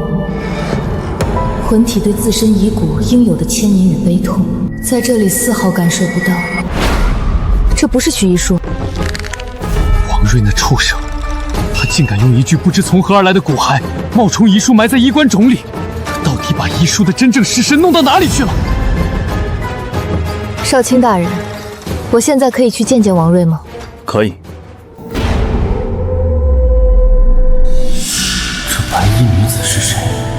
为何她站在这无主之地，竟让我觉得比面对刑具还要心慌？许兄，是我错了，我不该瞒着遗书的死信，可我当真没有杀他呀。那日我们为外史之事争执，我一时情急推搡了他一下，谁成想他竟突然捂住心口倒下去，没了气息。你既说他突发心急死于内室，当时情景想必记忆犹新了。是。那你告诉我，许遗书生前可曾有过任何心疾病史？可曾长期服用护心丸药？若有，你作为夫君定也知晓；若无，这突发心病从何谈起？这或许是他自己也不知道的隐疾。好，即便是有无人知晓的隐疾，那我再问你，突发心疾从发作到身亡，其间痛苦异常，声响必不会小。你当时就在他身侧，他倒下前可曾发出痛呼？可曾有五心翻滚之状？我当时吓坏了，记不清了。王瑞，你可知人死之后，若魂魄不安、怨念凝聚，会如何？他会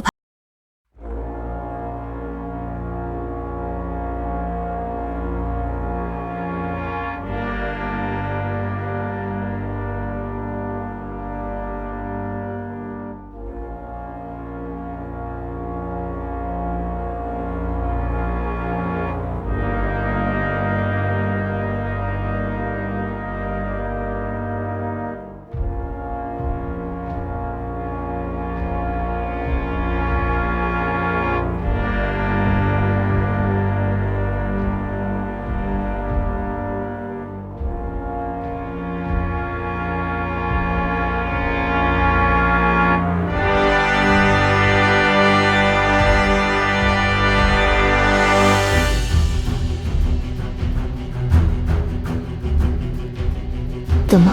那日，在徐府后园的梨花树下，你拦住我弟尸爬，紧张的手心全是汗。我王瑞对你一见倾心，此生非你不娶。若得你为妻，必珍之重之，爱之护之，此生绝不相负。后来，你3书6礼，郑重求娶。在我父母面前，你跪得笔直。你当时清清楚楚地说，我王瑞在此对天起誓，此生唯有一说一妻，绝不纳妾，绝无二心。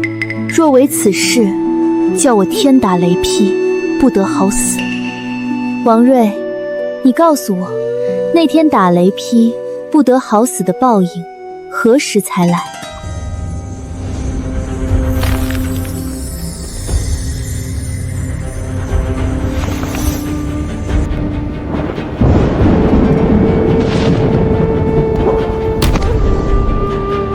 对不起，遗卓，对不起啊，我真的没想杀你，那一推我只是气疯了，我没想让你死，我该死，我混账！畜生！那我妹妹真正的尸身，你到底埋在哪里了？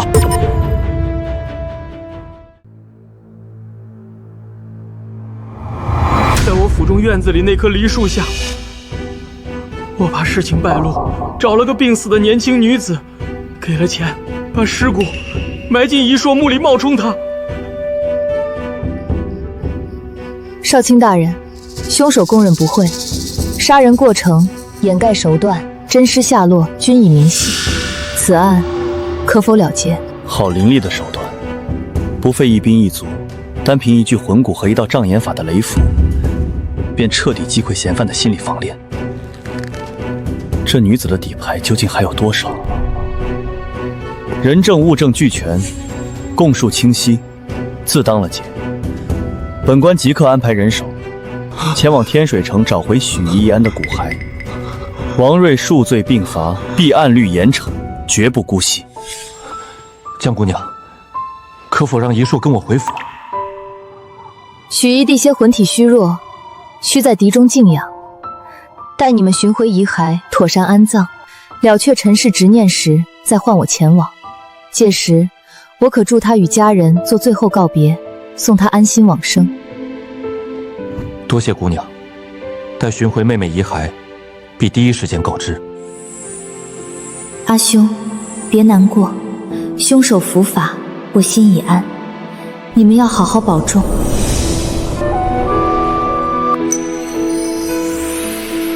若无事，我便告辞了。江姑娘，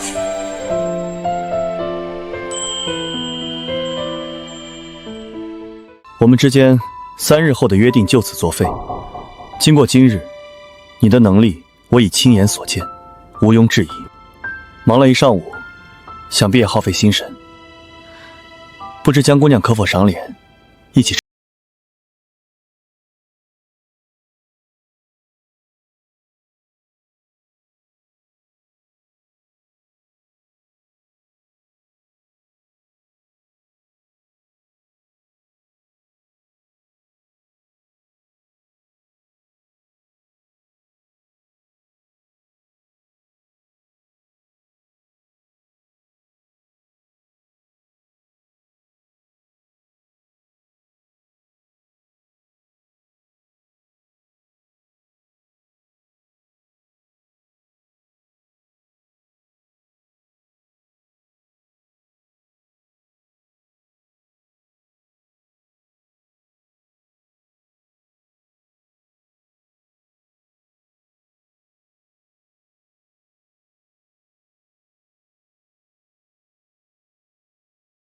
世子多虑了，我行事但求问心无愧。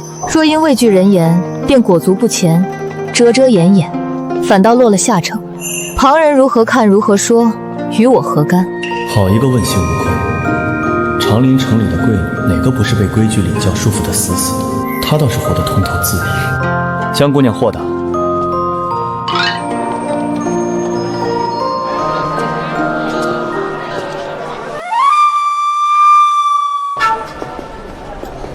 进尘，这么巧，这位是江姑娘。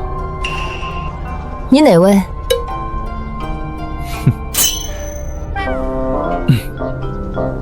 江姑娘，这位是纯亲王府的楚燕昭，楚世子。燕昭，听闻你已去江家纳采提亲，那这位江姑娘，按理当是你未来的姐姐。哦，原来是楚世子，昨夜见过，怪不得有些眼熟。昨夜光看他眉眼处气韵纠缠，忘记看他生的何模样了。无妨，近尘与江姑娘这事，燕昭，抱歉，我们时间有些紧，就先失陪了。自然，二位请便。谢近尘此人疏远静静，尤其对女子更是刻意保持距离。这位江大小姐能让他另眼相看，甚至并肩同行，有意思。大师，门口撞见那小白脸，就那个什么楚世子，我看他看您的眼神，可不像带着什么好意。面上笑得跟朵花似的，底下指不定藏着什么算计，假模假样的。跟在我身边才几日，都学会看人面相，断人吉凶了。那不是近朱者赤，近大师者眼亮吗？天天耳濡目染的，小的这纸糊的眼珠子也得擦亮点，不是？请。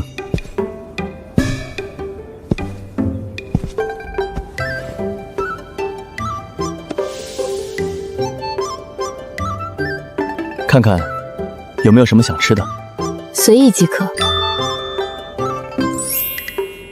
多点一份给他。好，其中这几样分量备得足些，再另备一副碗筷。你倒是心善。那日他举止轻佻，换了旁人，即便不打得他魂飞魄散，也该施以惩戒。你不仅留他在身边，还顾及他这点口腹之愿。他居然能看出我是那日的鬼！你能看得见鬼魂，不是依靠法术显形，而是天生目力异于常人，能窥阴阳，还是另有依凭？看得见，有时起，便能偶尔看见一些常人看不见的影子和行迹。起初不明所以，颇受困扰，甚至险些被误认为患有异症，心智有损。后来遇见一位云游四方的高人，他与我这串年珠，言其可镇守魂神，安魄定志。佩戴之后，虽依然可见，但他们多数会主动避开我，倒也清静了不少。可否一观？确实是好东西，以温和的纯阳灵力萦绕你周身，形成一层无形的屏障。寻常阴魂本能不许此气，自会远离。炼制此物并刻下这些符文之人，不仅道行精深，更深谙中和之道，用心颇为巧妙。难怪许一硕现身之时，你虽有亚色，却无寻常人应有的惊惧慌乱，原是早已见怪不怪。你的诚意，我感受到了。现在可以开始说正事了。想必我母亲的身份，你已有所耳闻，我便不再多说。我母亲产后缠绵病榻，不过数年便香消玉殒。此事明面记载，长公主医治葬入皇陵。然而，经过我多方查证，方得知当年送入皇陵的，并非我母亲真正的遗体。那盗走你母亲遗体之人是谁？是我父亲。他暗中调换了我母亲的遗体，将真身藏匿了起来。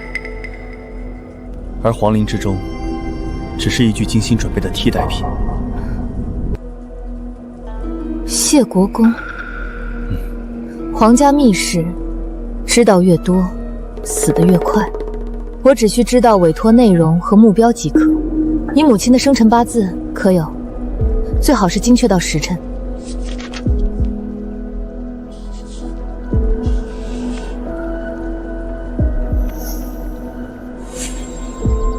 昆玉南清，离火引宗。你母亲的遗骨不在北地，卦象与灵犀所指，皆在南方，而且其气机藏匿极深，有强大的外力或特殊地势遮掩，隔绝天机探查。你父亲当年怕是请了高人布置，绝非随意掩埋。要找到确切位置，仅凭八字推算远远不够。确实，这些年我从未停过追查。我曾7次潜出身边最顶尖的暗卫，沿着父亲南下的路线暗中尾随。可每一次他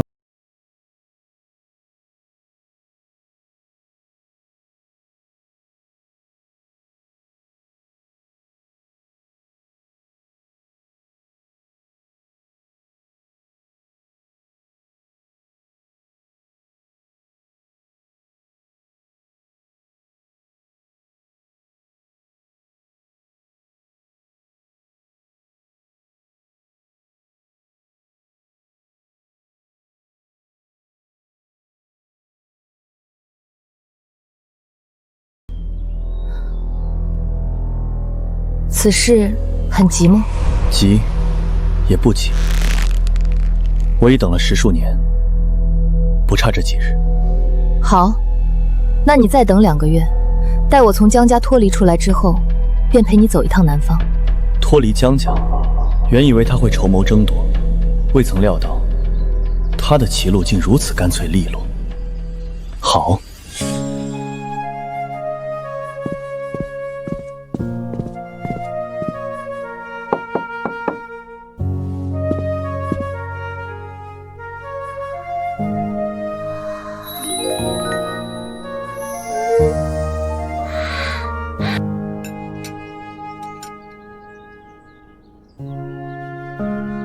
不合口味？不是，只是每次一到月圆之夜，胃口便会莫名变差。晨起时还好，过了午时更甚。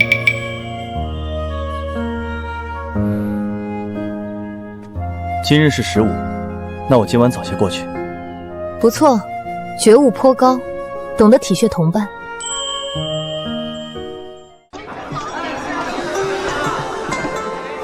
谢世子，就冲你这眼力见，哪日若不想当这劳什子世子了，应付那些繁文缛节、人心鬼域了，我们南禅寺的后山门倒是可以考虑为你开上一开。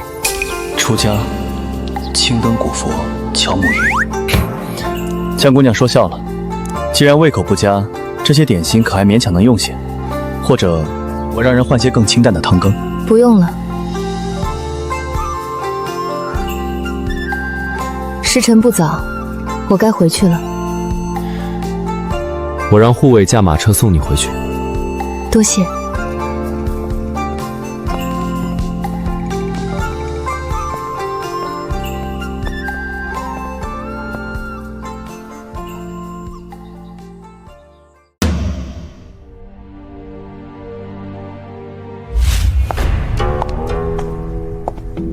大小姐，您回来了，老爷和夫人正在花厅等您。带路。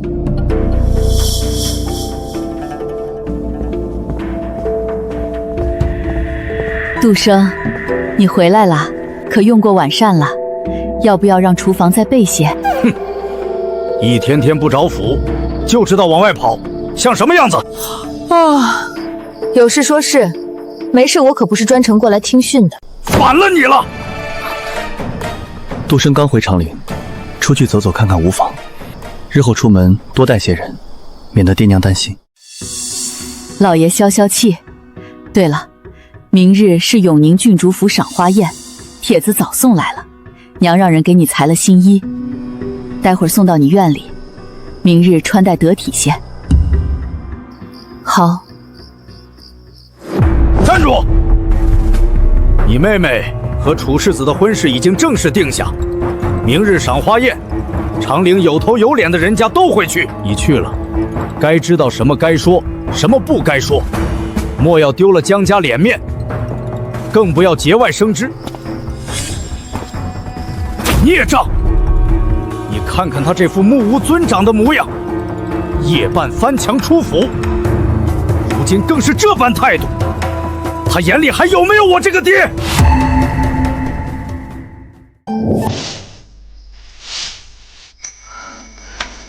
大小姐，小环，去给我找2床被褥来。是，奴婢这就去。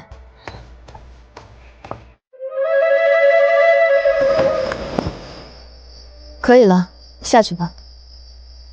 今晚无论听到什么动静，不必过来，夫人送东西来收下即可。不必唤我。是。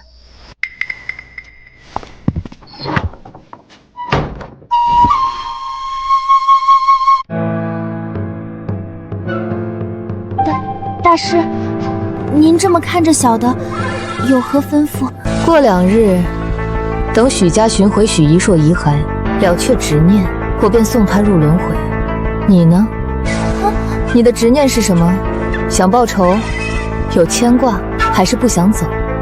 要不趁这次机会和他一起走，黄泉路上有个伴。不要！大师，您不能赶我走，我很有用的，您让我再多伺候您几天吧。要不我去替您吓唬您那个妹妹，让她夜夜做噩梦，或者我去您父亲书房吹几口阴气，让她难受难受。松开，别扯没用的。你真正的执念到底是什么？我就是个短命鬼，生前没作恶也没积德，稀里糊涂死了。我最大的执念就是不甘心，我想再活久一点，看看世间热闹，尝尝没吃过的好东西，哪怕是现在这样子。当然，如果能帮到大师更好了。大师法力高强，跟着您肯定有热闹看。这执念倒也纯粹的可笑。行吧。等我从江家脱离之后，身边确实缺个打理杂物的管事。不过，鬼魂之体长期滞留阳间，依附纸人终非长久之计，与你魂魄有损。我可以，大师，选我，我机灵，端茶送水，跑腿传话我啥都能干，您就让我再玩几个月。行了，别嚎丧了，我还没死呢。去，让人给我烧些热水来。好嘞，大师您稍等，小的这就去，保准水温恰到好处。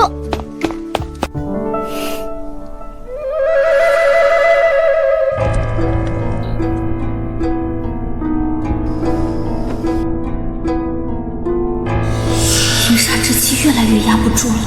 这谢金晨这狗东西，不是说会早些过来吗？现在都什么时辰了？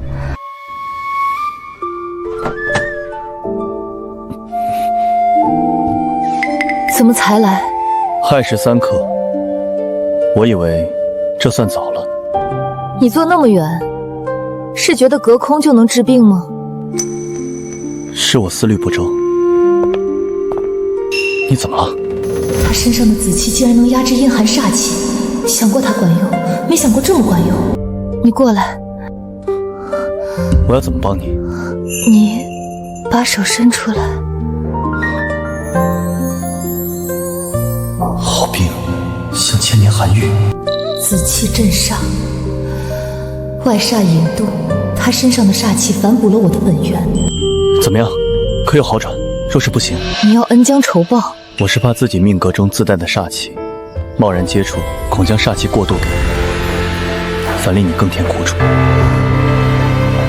就你体内那点煞气，进来就被我体内的，哼！糟了，一不留神说漏嘴了。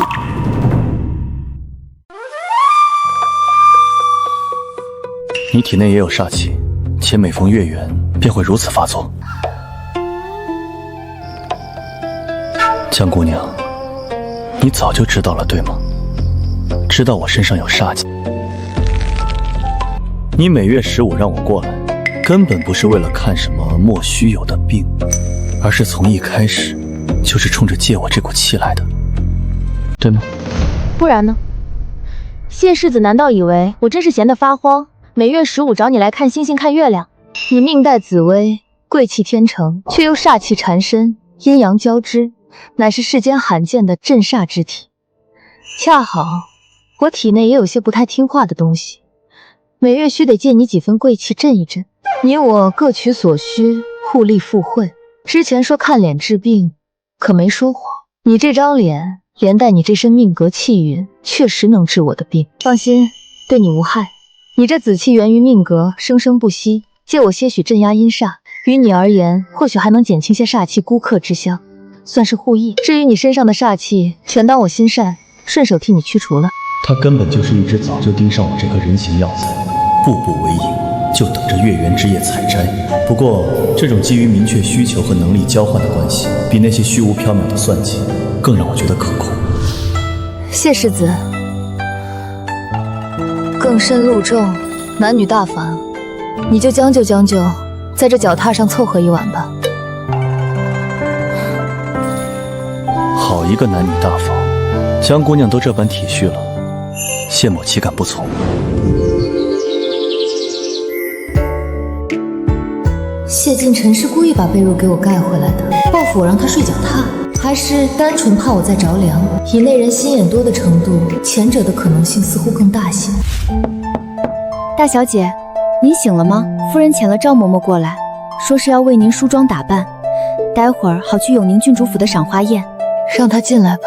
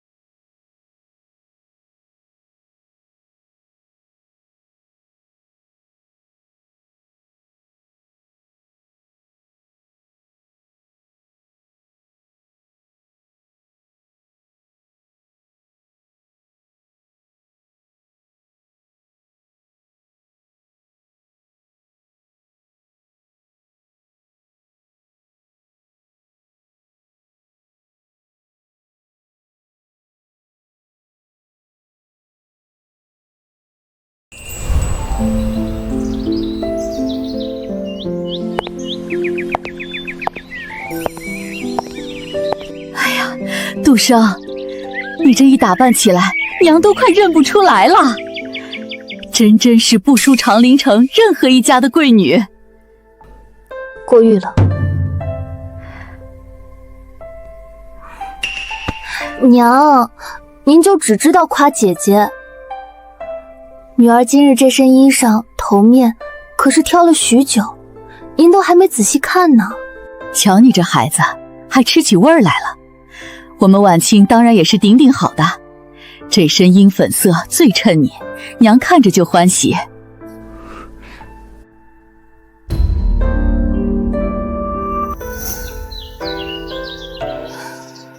走吧。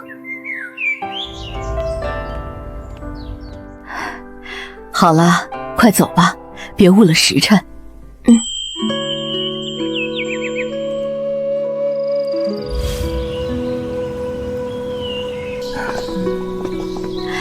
素雅、杜生，哎呀，这便是江大小姐吧？真是好模样，这通身的气派，竟比画上的人儿还标致。可曾读过什么书，习过什么字？回夫人，自幼长于佛寺，不曾读过四书五经、女诫女训。日常翻阅最多便是佛宗典籍，闲暇时也看些抓鬼画舞、风水看局的杂书。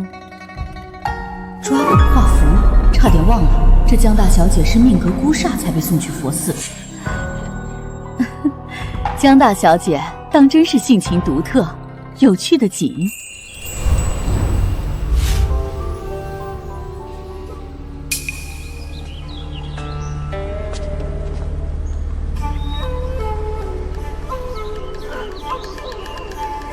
你在看什么？你能看到我？既已身世，为何滞留阳间，不去往该去之处？我叫孟雪嫣，家父乃国子监司时孟清溪。孟姑娘，你是如何亡故的？说来怕姑娘笑话，我是自己从城外的落霞崖跳下去的。跳崖自尽？看着孟雪嫣的魂魄澄净，并无戾气怨念，不像是含冤负屈或被逼至绝路的样子，反而有种哀伤与惘然。江姑娘，我死后到处游走，偶尔能听到一些游魂地语。他们说，这世间有一些真正有本事的大师，心怀慈悲，会帮助迷途的亡魂了却执念，重入轮回。你能帮帮我吗？我并非贪恋尘世，只是心中有惑未解，有怨未了，无法安心离去。可以，你暂且跟在我身边，待此间事了再细说。多谢江姑娘，雪嫣感激不尽。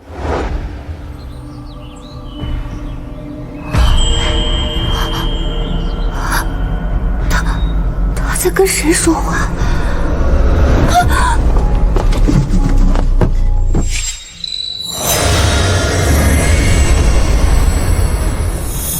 这道符保你免受阳光腐蚀，跟上。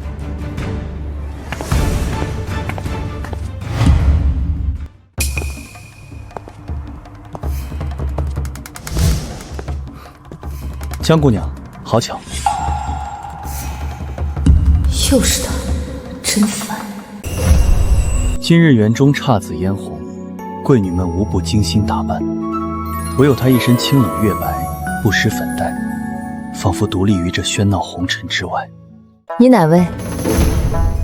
第二次了。若说昨日酒楼初遇尚可理解，可今日特意换了一身显眼装束主动找我，他竟又来一次。他分明记得，偏要做出这般无视的姿态，绝对是故意的。江姑娘真是贵人多忘事，不过能成为第一个让姑娘记不住容貌的人，倒也是楚某的荣幸。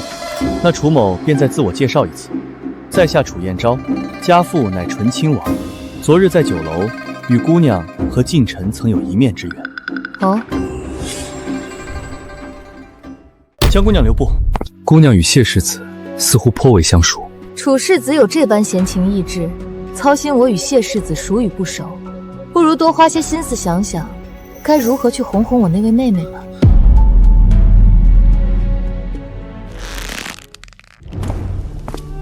杜生，你去哪儿了？眼看就要开宴了，莫要再走远。赵嬷嬷，去将二小姐寻回来，别误了时辰。是。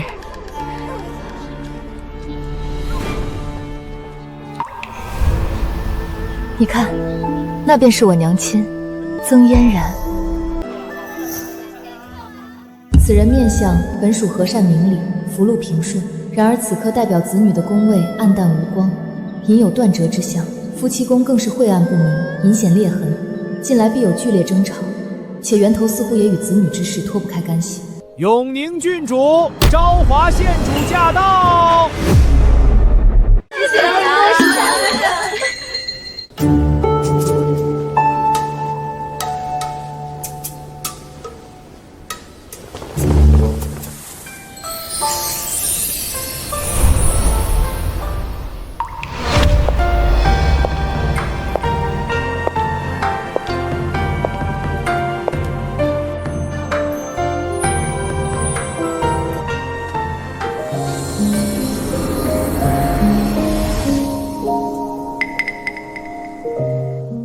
诸位不必多礼，快快请起。江夫人，这位便是刚从佛寺归来的江大小姐吧？果然气质出尘，不同凡响。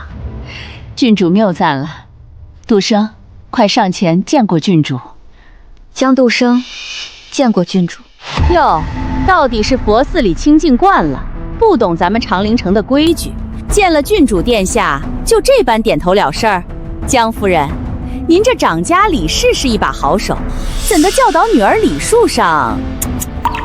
礼在心诚，不在虚行。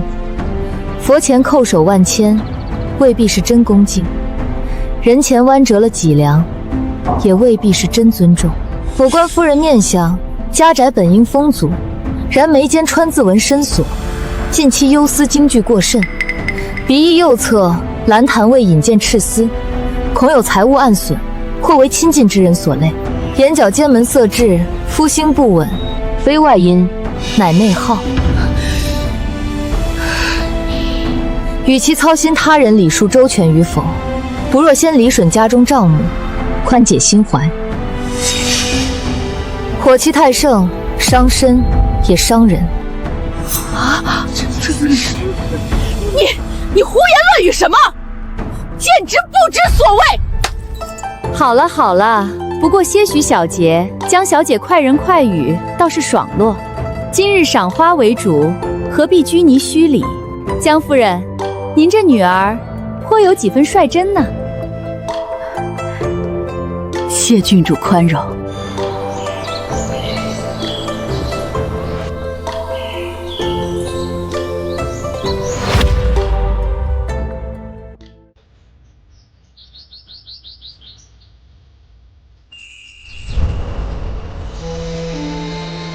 江姑娘，王夫人素来睚眦必报，若她在王御史耳边吹风，怕是对江大人不利。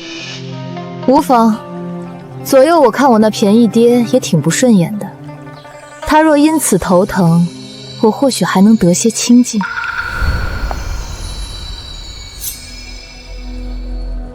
姐姐，方才你与燕昭哥哥在那边说了些什么？咦，你竟没被他三言两语哄住，还跑来问我，比我想象中的倒是聪明了一点点。姐姐，我与燕昭哥哥婚约已定，还望姐姐往后疏远些，免得徒增是非。那我收回刚才的话，你还是挺蠢的。你看在你我尚有一丝血缘牵扯的份上，提点你一句，趁早与你那燕昭哥哥退了亲事，他绝非良配。我就知道，你突然回来没安好心，你就是觊觎燕昭哥哥。你休想！我告诉娘亲去。我佛慈悲，却渡不了蠢货。江二小姐对楚世子用情颇深，您这般直言，她怕是会怨恨于您。由她去，执迷不悟，即将自食其果。我的提醒只说一次。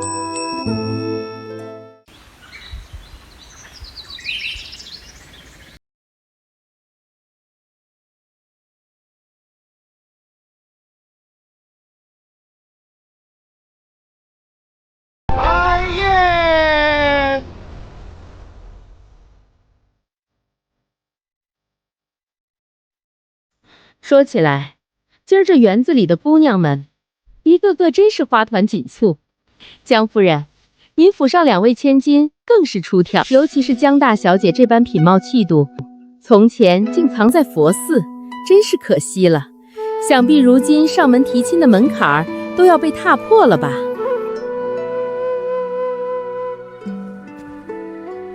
哎呦，瞧我这记性，忽然想起一桩旧闻来。好些年前，江大小姐与醇亲王世子是不是还指腹为婚来着？当时可是传为美谈呢。只可惜后来，唉，时过境迁，物是人非喽。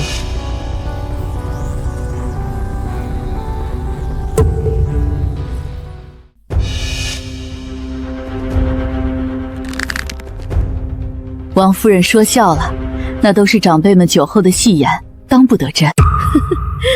戏言，我可是记得真真儿的。当年江老爷子与老王爷交好，酒后指着说要结亲，多少人都听见了。对了，听说当时还交换了玉佩来着。怎么，江大小姐离京久了，这桩事便不作数了？这姐姐的婚事倒让妹妹成了去，也是缘分奇妙，佳话一桩啊。王夫人，您似乎对旁人的陈年故事格外上心。不过是闲聊罢了，江大小姐莫要介意。不介意，只是觉得夫人您的记性似乎时好时坏。记得住别人家10数年前的酒后戏言，却记不清我方才提醒夫人理清家宅，静心凝神。看来夫人此刻心火虚浮，肝气蕴结于目，怕是晚间又要多梦惊悸了。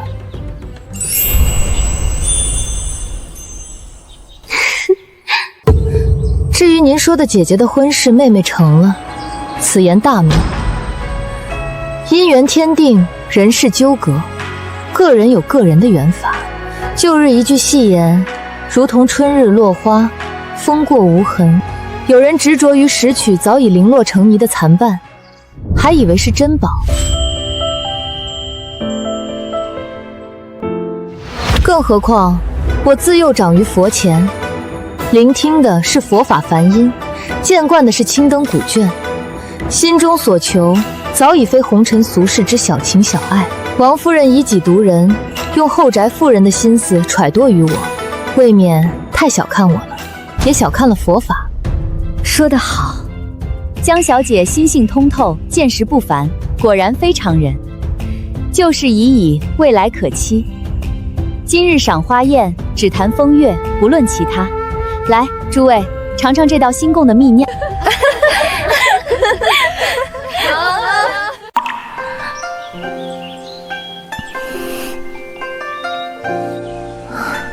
江姑娘，您这般怕是彻底将王夫人得罪狠了。还有二小姐她债多了不愁，况且有些人有些事不是躲就能清净的。